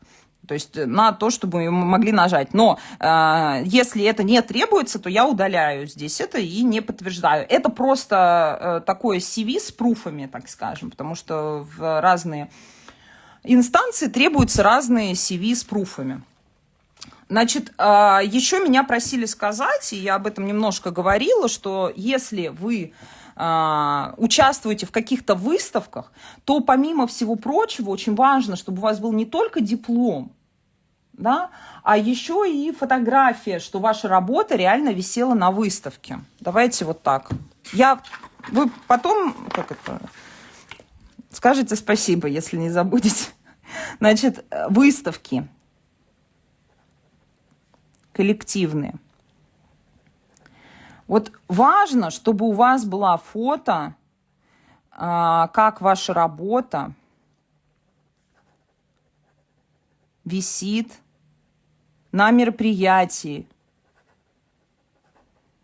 Почему иногда акварелисты просят других акварелистов, там, не знаю, сфотографироваться на фоне и так далее? Это может быть с другим человеком, но что подтверждает, что мероприятие было. Если у вас только диплом и какой-то список, это все можно зафотошопить условно. И вот бывают такие инстанции, я 2 раза в жизни с этим столкнулась, поэтому говорю вам об этом, которые запрашивают пруф, доказательства. И доказательство, оно не в дипломе. Диплом, я возьму завтра себе сама наберу диплом какой-то еще и это. А диплом в том, что мероприятие было, что оно реально была, эта выставка. Что это вы не диплом себе там какой-то составили. Они же не будут проверять эту инстанцию и все такое. Они хотят просто быстро проверить. И для этого нужно, чтобы мероприятие было. Поэтому, если вас там нету, просите кого-то соседа. Если нету, как правило, организаторы снимают всю выставку. То есть вы себе сохраняете доказательства, что фото, ваша работа висит на мероприятии, что оно было, что оно проходило. Это важно. Потому что вот если вас, допустим, вот вы написали, как вас проверить? И он спросит, а вот это вот было вот это или нет? А у вас даже фотографии нету. Диплом не всегда. Диплом это круто, диплом это подтверждение, конечно, но он не заменяет подтверждение того, что мероприятие проходило. Не забываем об этом, правда. То есть я говорю, иногда это не требуется, но поверьте, если у вас есть эта фотография, она не то, что не будет лишней. В случае каких-нибудь серьезных потом, если вам нужна будет виза талантов, какие-то большие там направления, то есть вы будете направлять в иностранные галереи, где просто спросят, а реально это существовало или... Потому что фейков очень много. Вам это очень сильно поможет. Вот. Так. И, собственно, портфолио, да, как раз. Я уже показывала. Я сброшу его в сеть, в нашу группу. И здесь у меня как раз, оно может быть по формату, не обязательно вообще такое. То есть мне подошел горизонтальный формат. Это может быть вертикальный формат. Как ваши работы лягут, как это больше подходит. У меня большие работы просто не вмещаются. Триптих не вместился, поэтому нужно было так. Вы можете совершенно там по-своему это оформлять. Я уже сказала, что я не люблю презентации а-ля я вчера научился пользоваться PowerPoint. То есть вот это вот все еще с какими-то стрелочками, галочками и все. Белый лист, черный текст, читаемый шрифт. Мне кажется, это максимально понятно. Каталог может подтверждать, что мероприятие было. Вы каталог будете отправлять в заявки, весь будете фотографировать. Вам нужно, какие-то глупые сейчас моменты мы обсуждаем, друзья. Вы будете весь каталог отснимать и будете отправлять его, подтверждая. Я могу каталог напечатать, могу вставить свою работу. Вот у меня есть 10 каталогов с разных выставок других. Я беру, меняю там обложку и все, и вставляю свою работу другим листом. Пролистываю и говорю, что в этом каталоге была моя работа. Ну, давайте будем честными. Ну, то есть на стене висящая картина в момент мероприятия там-то, там-то, но это как бы несколько другое. Вы можете мне не верить, я же говорю, не обязательно. Я вам говорю, что я сталкивалась с такими вещами, возможно, с которыми вы не сталкивались. Как бы, если вам эта информация не нужна, проходите мимо. Правда. Ну, если я говорю для тех, кто действительно потом думает, что ему это понадобится, потому что у меня не было нескольких фотографий, и, соответственно, в этот момент 2 подтверждения у меня пошли в мусорку просто, потому что мне как бы нужная инстанция сказала, что это не подтверждение. Вот и все. Вот и все. Если вы себя сейчас убеждаете, ну, убеждайте дальше. Так.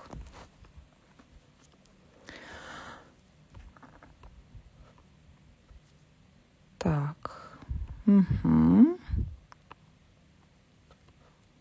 Нужна ли фотография внутри CV? Нет, не обязательно. Не обязательно.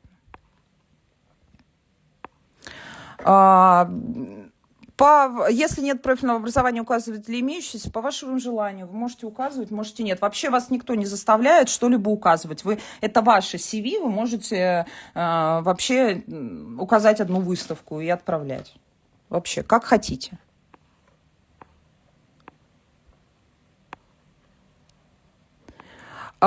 Еще раз скажу, что вот просят, да, горизонтально, вертикально, просят по-разному. В каждой заявке будет по-разному. Поэтому мы вот здесь с вами, что можно модифицировать под ситуацию. Вот вас попросят горизонтально на 2 листах, будете так, но у вас есть файл, да, в котором это уже составлено. Попросят вас вертикально на 4, вы его модифицируете до вертикально на 4, да.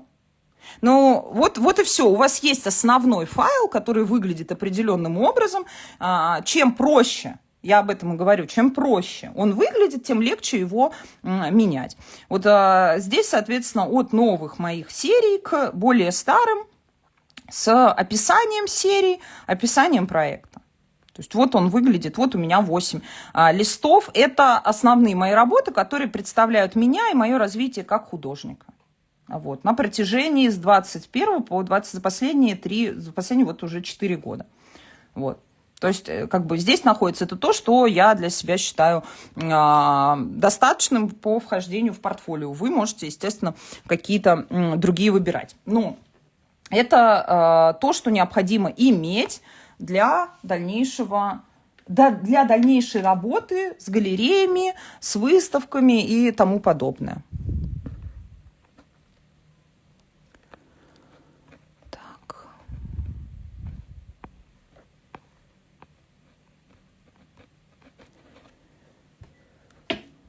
Как это подтверждение отдельным PDF? Ну, я имею в виду... Боже мой. Я имею в виду, вот вы же не JPEG будете отправлять в заявку, да? То есть вот еще раз, мы с вами говорили, не ссылки, не прикреплять фото к письму. PDF. Если вы отправляете фотографию, как правило, да, или описание выставки, где это было, и несколько фотографий, то это PDF-файл. Если вы прикладываете к письму либо ссылку, либо фотку, которая весит 10 мегабайт, она может вообще в это письмо не отправиться, не пройти. Это неуважение к человеку, который это смотрит. Поэтому гораздо проще прислать 1-2 фотографии со стены, с выставки, доказав, что она была, чем прислать фотосъемку каталога. Потому что ссылки никто ваши открывать не будет. Потому что огромный файл с фотками никто открывать не будет. Вот и все. Вам же не просто надо этот каталог показать, что он есть. Вам нужно показать, что ваша работа там есть. Да? Ну, это мы понимаем. Я надеюсь. Больше к этому возвращаться не буду.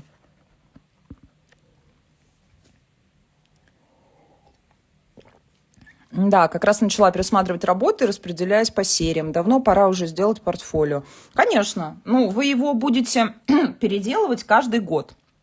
вы будете трансформировать его в зависимости от дальнейшего пути.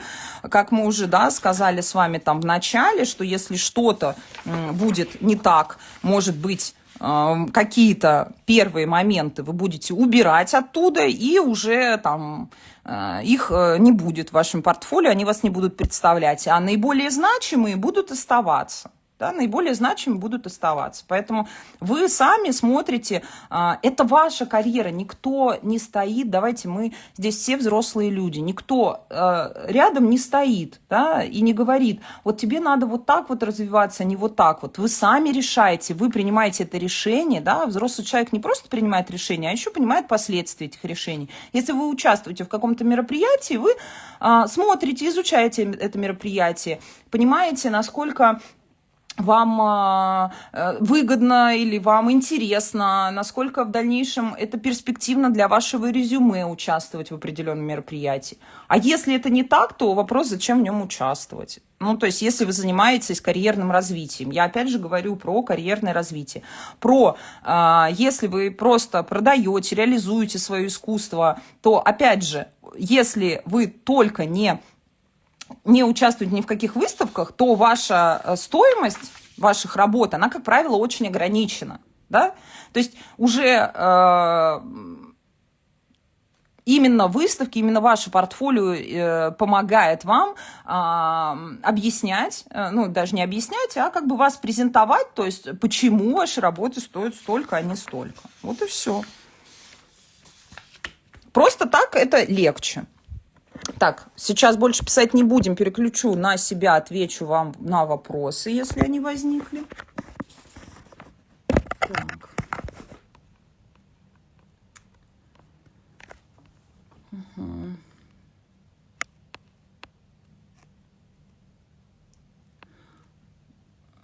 Ирина, да, фото надо отправлять, если его запросили, естественно. Ну, неужели вот такой странный вопрос, я даже не думала, что на этот вопрос будет какой-то такой прям бубух. Правда, ну потому что, ну, как-то очевидно, а вам самим это фото не надо, что ваша работа на стене висела. Такое ощущение, что, ну нет, надо только каталог и только фотки. Тогда, а если ваша работа реально там висела на стене, тогда в чем вопрос предоставить эту фотографию или сохранить ее? Как-то, вот странно, вот мне прям очень супер странно сейчас. Ладно. Так. Пересмотрю свое портфолио, добавлю описание работ более подробно. Но там не нужно много текста, да? Не надо много текста. Я говорю, у меня такое более универсальное. Но опять же, это ваше право его составлять с большим текстом, с меньшим. Там не нужно описание. Давайте так, не нужно описание работ. На этой работе изображено, у человека есть глаза, да, он видит, и нет смысла описывать, что на работе изображено. Вы описываете проект и серии, про что ваши проекты. Если вы не работаете проектами и сериями, описание там не нужно. То есть не надо тогда писать, что я тут хотел. Не притягивайте описание за уши. Я вас умоляю, просто слезно прошу. Мы до этого вот 4 урока этим занимались, чтобы понимать, что все ваше, что вы создаете первично, ваша идея внутренняя, и только потом реализация, и тогда описание будет гармоничным. Да? Когда мы сначала, а потом такие, я там на картине, например, ну я не знаю, что-нибудь такое, что-нибудь прям максимально простое, я не знаю, чашка с яблоками. А там я изучаю сложную тему по, там, не знаю, Адам и Ева ели яблоко и все такое. Это реально странно смотрится. Ну, не пишите тогда. То есть, если там что-то такое, ну, напишите тогда, я не знаю, тему света, тему там, природы, ну, что-то более такое. Либо не пишите это описание совсем. Потому что это скорее вот как раз, вот это как будто бы, знаете, выглядит так, что мы купили первую брендовую вещь и обязательно вот с таким логотипом, ну типа там Balenciaga. Вот, это вот так смотрится.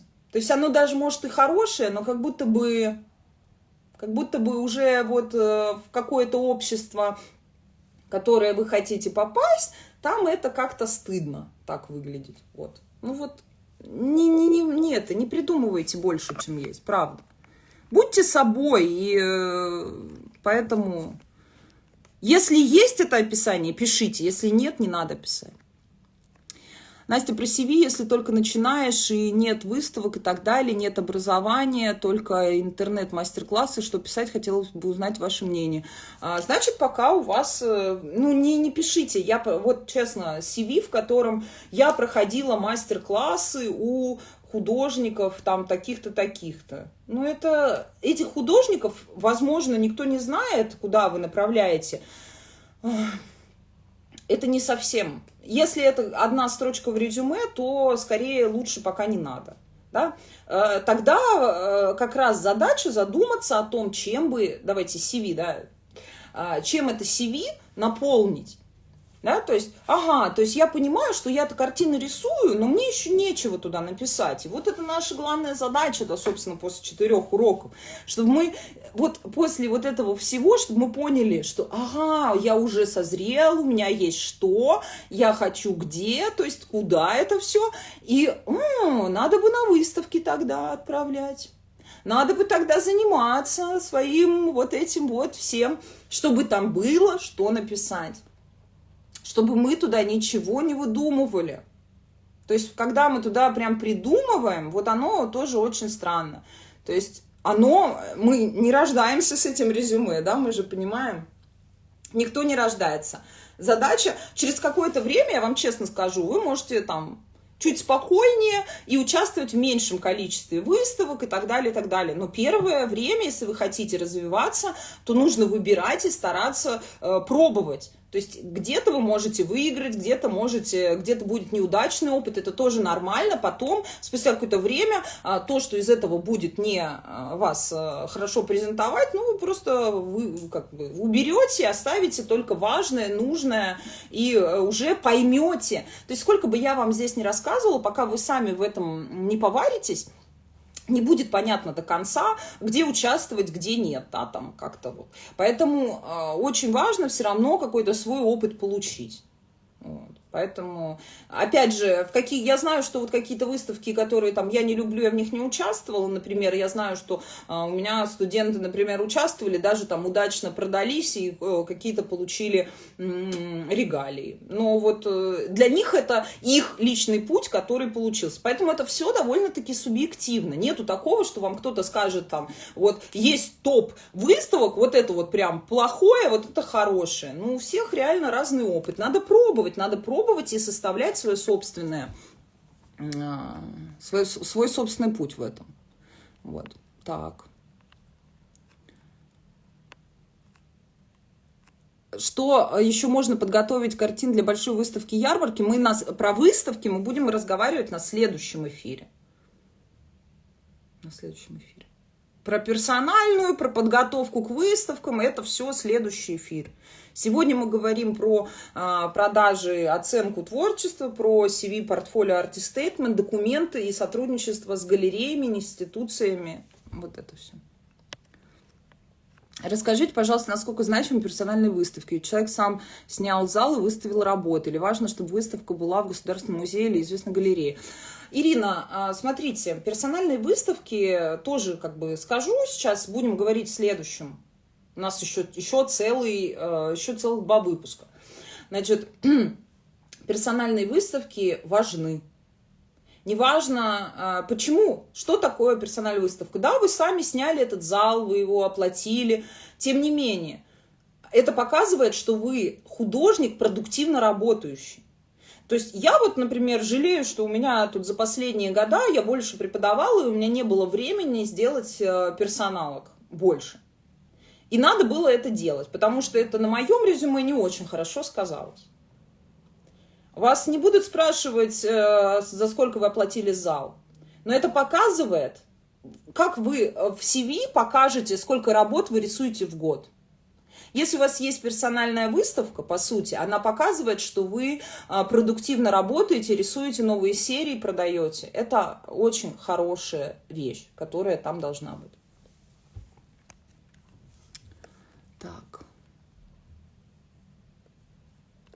Если это государственный музей или известная галерея, кстати, это не всегда будет. Это не значит, что это... Опять же, государственный музей, но он бывает разный. Если это музей в каком-то небольшом городке, ну, это тоже не всегда будет значимо. То есть мы же понимаем, что значимость музеев тоже разная. То есть, но музейное направление, оно интересное, это все равно очень хорошая строчка в портфолио, да, ваше резюме. Буду это так называть общим словом. Так. Дайте, пожалуйста, пинок. Сижу в декрете, имею худообразование, свои картины продавать совсем не умею. Вас постоянно слушаю, читаю, восхищаюсь. С чего начать? Инстаграм мне несет. Я пинки не даю. Мне это не интересно. Вот. Я пинки не даю. Если вы сами не хотите, за вас никто не сделает. Значит, вы сами просто не хотите. То есть вы ищете, что кто-то вас придет, спасет, поможет, скажет, что вам делать и как. К сожалению, за этим проходит жизнь. Мне очень жаль, что вы так относитесь к своему творчеству.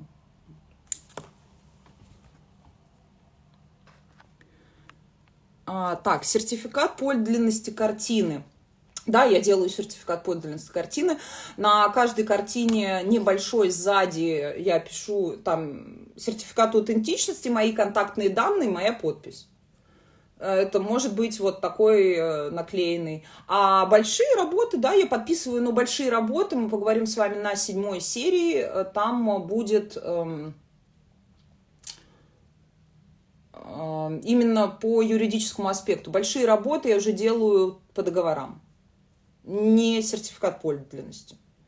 Потому что, когда это уже дорогая работа, она продается, то человек хочет подтверждения этому в договоре. И это очень важно. И договорная часть юридическая супер важна для дальнейшей карьеры, если вы в этом развиваетесь. Вот. Но сертификат подлинности – это хорошая вещь, тем не менее ее делать. Это несложно, что такое сертификат подлинности, печатается на принтере, да, говорит о том, что сертификат аутентичности. Значит, это бумага, ну, то есть вот этот вот, это подтверждение тому, что это является не принтом, а оригинальной, там, акварельной, масляной, акриловой работой художника такого-то, год создания такой-то, название картины такое-то, можете цену написать.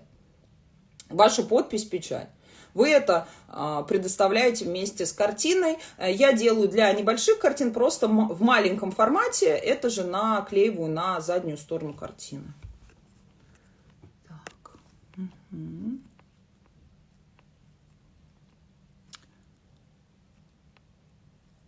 Ага. Так, ну что ж.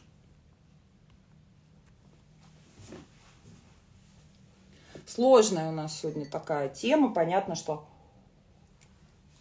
я просто очень хочу, чтобы вы понимали, что без того, что вот в первых уроках мы всегда хотим еще взрослые, знаете, перескочить такой, ой, я еще не знаю что, но я уже продавать хочу. Я еще ничего не нарисовала, у меня и серии нету, и я вообще не думал, про что мое искусство, но я хочу продавать. И вот тут нас, кстати, ждет очень сильное разочарование. Хочу еще, да, вот поговорить такой момент. Сегодня был вопрос. Девушка написала, что она рисует для выставок специальные работы на выставке. И это вопрос, кстати, частый, тоже он такой неоригинальный в этом плане, потому что мы видим выставку, а давай-ка я туда сейчас свои работы и нарисую. И вот думаю, там, тема какая-нибудь. Я не знаю, мы рисуем там вот наше искусство про одно, мы думаем, классная престижная выставка, там, не знаю, тема космос. Никогда в жизни космос не рисовал, попробую нарисую. Получается какая-то ерунда, мы тратим кучу времени, денег, ресурсов, не знаю, внутреннего состояния, вот, и все. В общем, я честно вам хочу сказать, что это патовая такая не очень удачная стратегия. По сути, первое, самое главное, что это вы и ваше творчество. А дальше, понимая, где вы находитесь, про что вы создаете, это все основное, мы об этом говорим, я говорю, уже повторяюсь. Кому-то уже, наверное, скучно, что я повторяюсь. Значит, вот вы, и появляются разные выставки, Вот одна там, не знаю, вот вы рисуете тему, не знаю, давайте.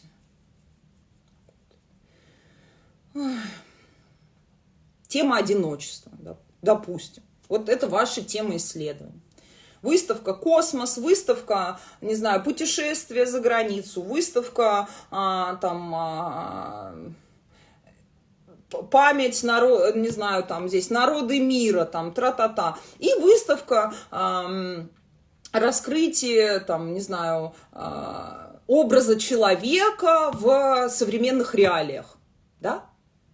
И мы такие, наверное, на космос надо подать. Надо подавать. Наверное, из всего этого многообразия самое подходящее для нас — это образ человека в современной реальности. Наша тема, то, что мы рисуем, подходит вот сюда. Мы подбираем выставку под нас, а не нас под выставку. Да, еще раз. Выставку под наше искусство мы подбираем, какие нам отвечают, и мы туда отправляем. Если я свое творчество буду пихать во все выставки, которые мне не подходят, я буду испытывать только разочарование. Если у меня нету ненависти к себе, в которой я хочу доказать свою, не знаю, недееспособность в творчестве, то я не буду направлять свои работы по теме одиночества в выставку «Космос» или в выставку, там, я не знаю, природных каких-то направлений. То есть, это было бы просто странно. То есть я же хочу, чтобы у меня получилось, да, то есть я же хочу, чтобы меня взяли, я хочу, чтобы это было успехом. Конечно, я понимаю, что психологические моменты есть такие, что иногда люди что-то совершают, чтобы почувствовать, что нет, это не для меня, не мое, меня не оценили, меня не любят. Но я здесь про это не говорю, я говорю про я хочу, я понимаю, кто я хочу результат, соответствующий моей деятельности. Соответственно, я знаю, про что я рисую, я направляю свои работы туда, где меня услышат, где по этой теме работы запрашивают. То есть ищу свои выставки, ищу свои... И не все в этом мире наше, да, еще раз, не везде нас ждут. Вот. Ищите подходящие под свое творчество направления. И очень важно вот это как раз, то есть первое, это вы, про что вы говорите. То же самое касается сотрудничества с галереями. Есть галереи, прежде чем отправлять свое резюме или портфолио в какую-то либо галерею, зайдите в нее и посмотрите, с какими художниками работает галерея, в каком стиле рисуют художники. То есть вы рисуете, например, пейзажи, и вы любите, обожаете это делать, это круто у вас получается. Вы заходите в галерею, а там прям такой концептуализм. То есть минимум живописи, много концепций, сложно составные. Вы туда отправляете на open call, вам кажется, что вы туда подходите. Вам говорят, представьте, это вот, знаете, есть такой мем, там люди такие ходят, вот одни буквы такие сломанные, другие такие. И вот вы вот с этой галереей, понимаете, вы не подходите друг к другу.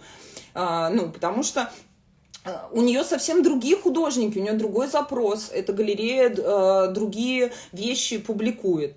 А мы в итоге такие, отправляя работы туда, где нас не ждут, мы расстраиваемся, что нас там не ждали. Но это получается как раз не столько времени, столько ресурсов на это уходит. Мне иногда очень-очень жаль, когда я это вижу на индивидуальных разборах, каких-то при беседах с художниками. Вы очень сэкономите свое время, деньги, ресурсы, если вы поймете, про что вам интересно, и будете направлять это туда, где в мире очень много галерей, очень много выставок, очень много всего. Так разобраться в этом хаосе вам как раз и поможет именно кто вы. Ага, значит, мне уже 100, 1000 выставок не подходит, 3 подошло, зато я туда направлю, и меня там возьмут, потому что там ждут именно меня. По большей части так будет, потому что именно тема ваша будет подходить, концепция галереи, будет подходить под ваше творчество, возможно, именно вас там и ищут. Вот. А если мы вот везде пытаемся тоже, где надо, где не надо, ну, может такая быть методика, я не спорю. Если у вас супер много времени, вот. Если очень много времени, вы можете хоть в миллион галерей, но только просто это вопрос еще к неуважению времени тех кураторов, которые будут тратить время на просмотр вашего резюме. Ну, такое. Так, что-то тут вопросы. Спасибо большое за эфир, за ответы. Мне первые эфиры очень помогли написать артист-стейтмент для конкурса, куда я отправила свою работу. Спасибо. Вот, я надеюсь, что, Ирина, у вас это будет такой первой значимой строчкой в резюме. По крайней мере, началом вашего CV. Это очень классно, что туда вы двигаетесь, потому что уже искусство ваше прекрасное. Еще бы узнать, про что я рисую. Видимо, у меня пока состояние рисую все, что нравится. Еще раз я говорила о том, что если вы еще на этапе изучения, то 5-й сезон, я начинала с этого первую серию 5-го сезона, то 5-й сезон не для вас. Вы еще учитесь и выбираете, у вас еще вопросы техники, вы еще там много-много чего нужно постичь, чтобы... Это знаете как? Я еще не научился готовить, но уже хочу стать поваром. Да? Уже в мишленовский ресторан, главное, чтобы подороже. Ну нет, конечно. Да? Давайте понимать опять, что если мы еще не научились, то вопросы составления резюме в мишленовский ресторан еще рановато, да, делать. Вот. Художник ничем не отличается как профессия от других профессий в этом направлении. То есть вы понимаете... Ага, мне еще надо учиться, я сначала научусь до определенного уровня, потом я буду...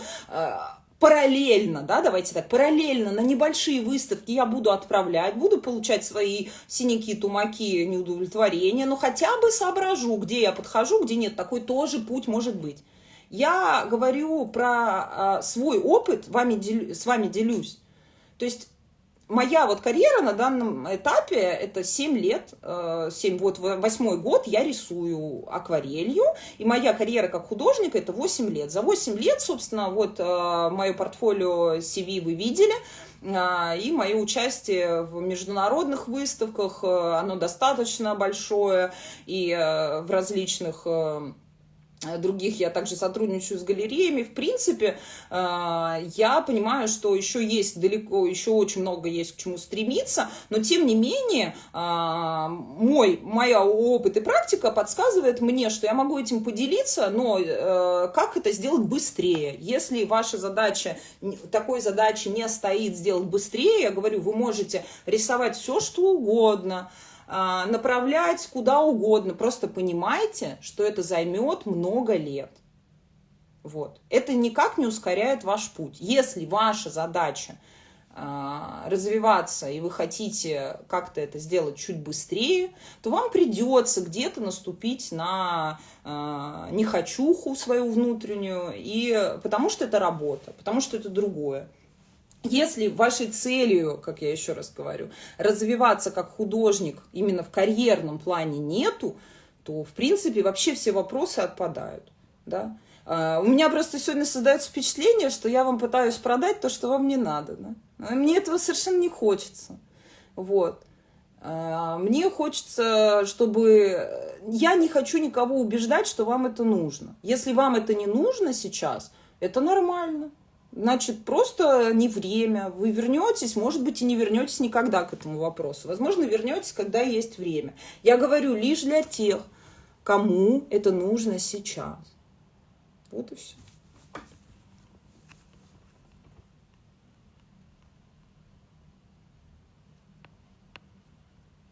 И, опять же, кроме вас самих, сказать, про что вы, никто не сможет. Я уверена, я так верю в людей, в то, что каждый из нас, он про что-то очень важное. К сожалению, из-за разных обстоятельств жизни, из-за собственных каких-то моментов, мы часто от себя сами все закрываем внутри себя. Творчество, оно как раз иногда очень сильно помогает открыться. Иногда это очень больно, и в это сложно идти. Тем не менее, мы находим эту дорожку к себе самому, Но тут, кроме вас захотеть это сделать никто не сможет. И вас никто не возьмет за ручку и не проведет дальше по этому пути. Вот. Поэтому это только ваше решение бороться или ваше решение двигаться вперед, ваше решение развиваться. Абсолютно можно в чем-то не развиваться. Я вот, например, беру уроки английского, и мы занимаемся с моей преподавательницей, и я не хочу развиваться как-то особо в английском языке, мне нужно поддерживать текущий уровень. И мы с ней просто болтаем, она даже мне уже ДЗ не дает никаких. И тем не менее, это для меня поддерживающее переключение, и я четко отдаю себе отчет, что в этом я не хочу развиваться, я не хочу. Я катаюсь на лыжах, например, и каждый раз мне приходит там обычно на склоне кто-нибудь такой: ой, у вас технически, вы вот там вот неправильно что-то делаете. Я говорю: отстаньте от меня, я не хочу в этом развиваться, я делаю по кайфу, как мне классно и как мне нужно. И дальше продолжаю кататься. Просто мы же понимаем, что невозможно развиваться во всех сферах жизни. Если для вас эта сфера не приоритетная, вы просто делаете по кайфу, в удовольствие, делайте и дальше. Но не надо тогда доказывать через доказания и себе, и другим, что вам это не нужно. Если не нужно, вы просто это не делаете. Все. В течение творчества могут быть разные темы и концепции. Если вы об этом спрашиваете, значит, вы не смотрели первые 4 серии. Рекомендую вам их посмотреть.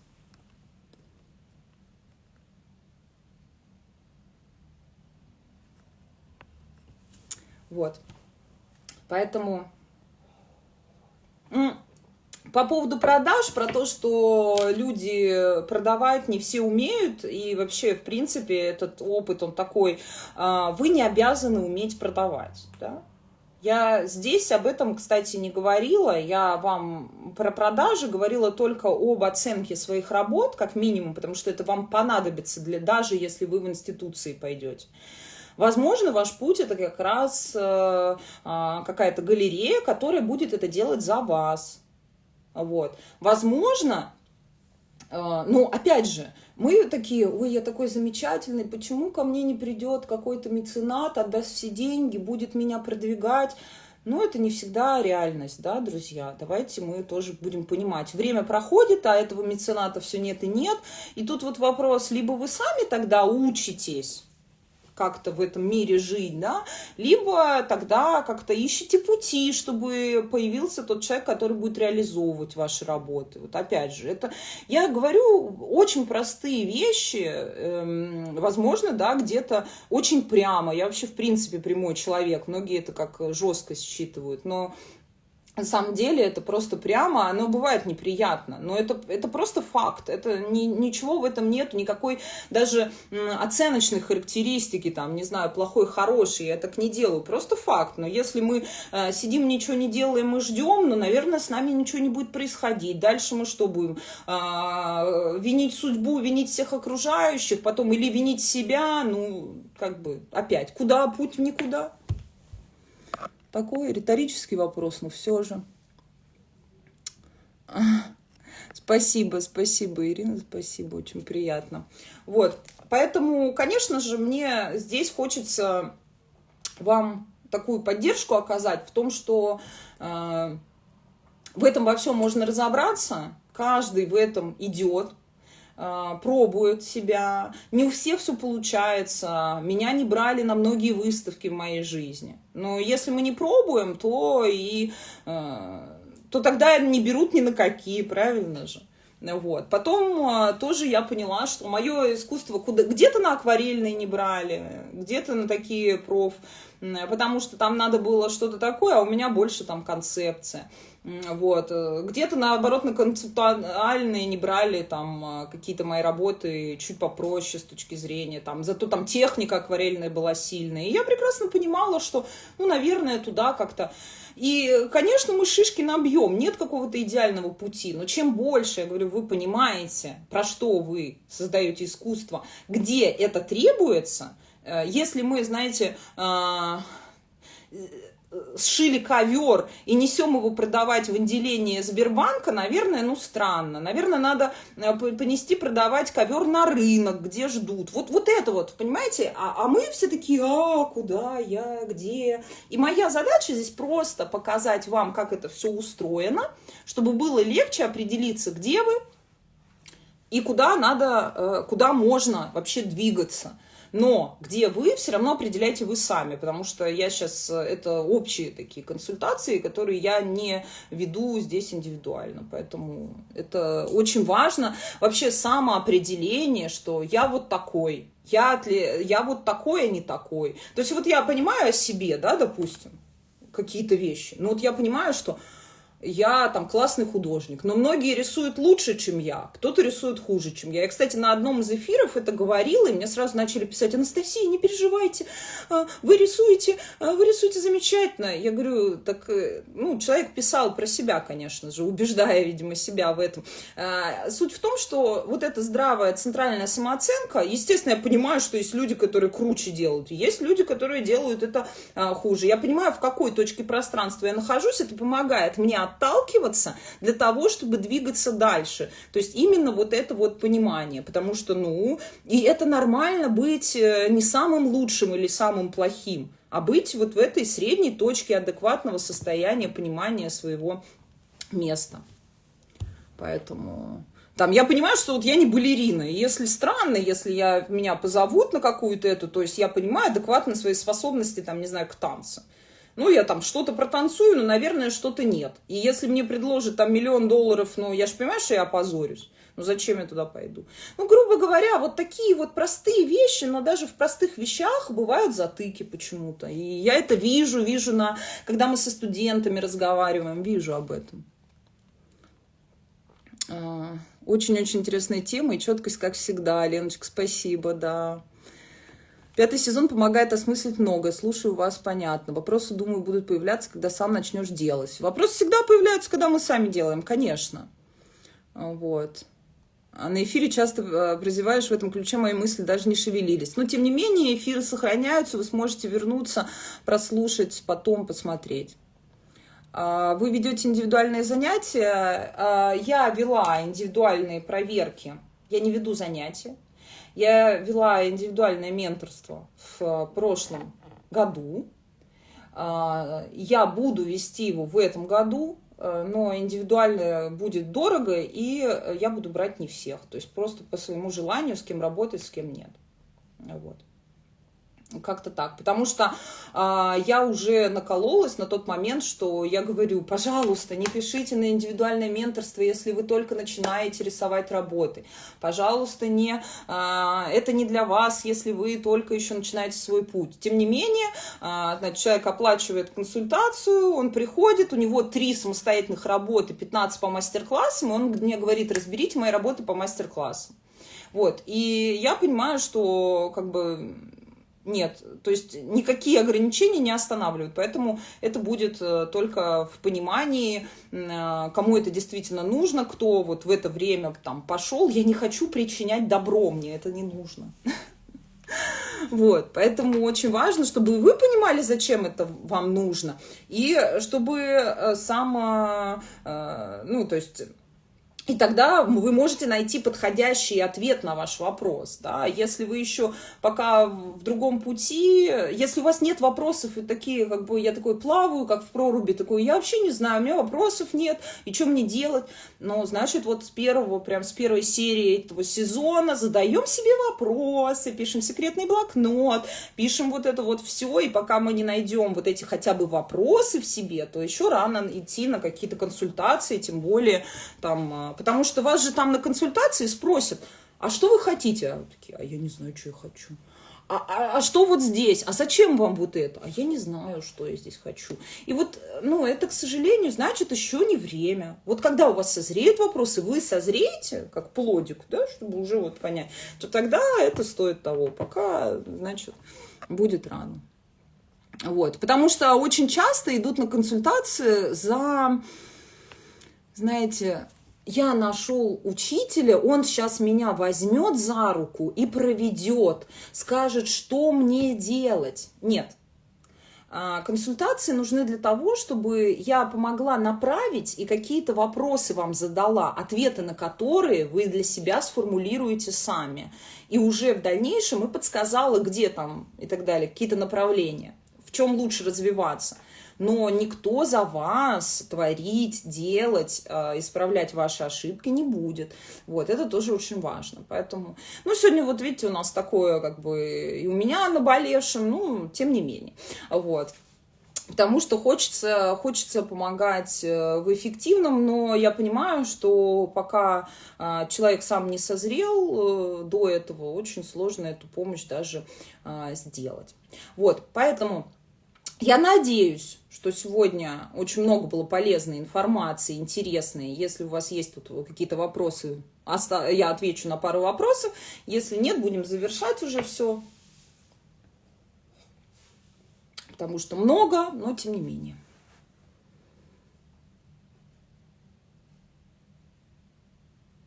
Так, ну все. Либо кто-то пишет, либо никто не пишет. Вот.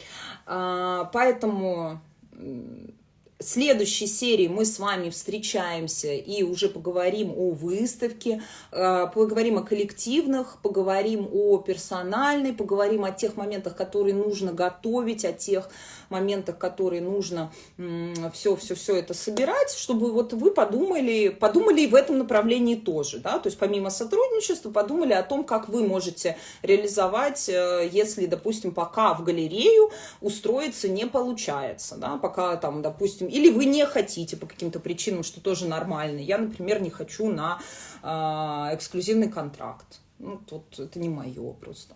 Вот. Но как бы тем не менее, какой вот путь еще возможен. Ну и в последний момент будут юридические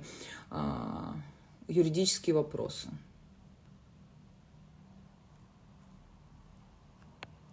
Что значит серии? Это значит, что сейчас идет 5-й сезон бесплатных уроков, и это 5-я серия, 4 серии, на основании которой идет это. То есть, если вы не смотрели предыдущие 4, рекомендую посмотреть, потому что в этой серии я базировалась на знаниях из предыдущих. То вы их можете найти на YouTube-канале. Мой YouTube-канал Кустова Анастасия, такой же ник, как и здесь. Вот. Все, спасибо большое. Да, Наталья, спасибо вам, спасибо, что сегодня были со мной. В общем, встречаемся в следующий четверг на 6-й серии. Сегодня выгружу все на YouTube-канал, там ждите.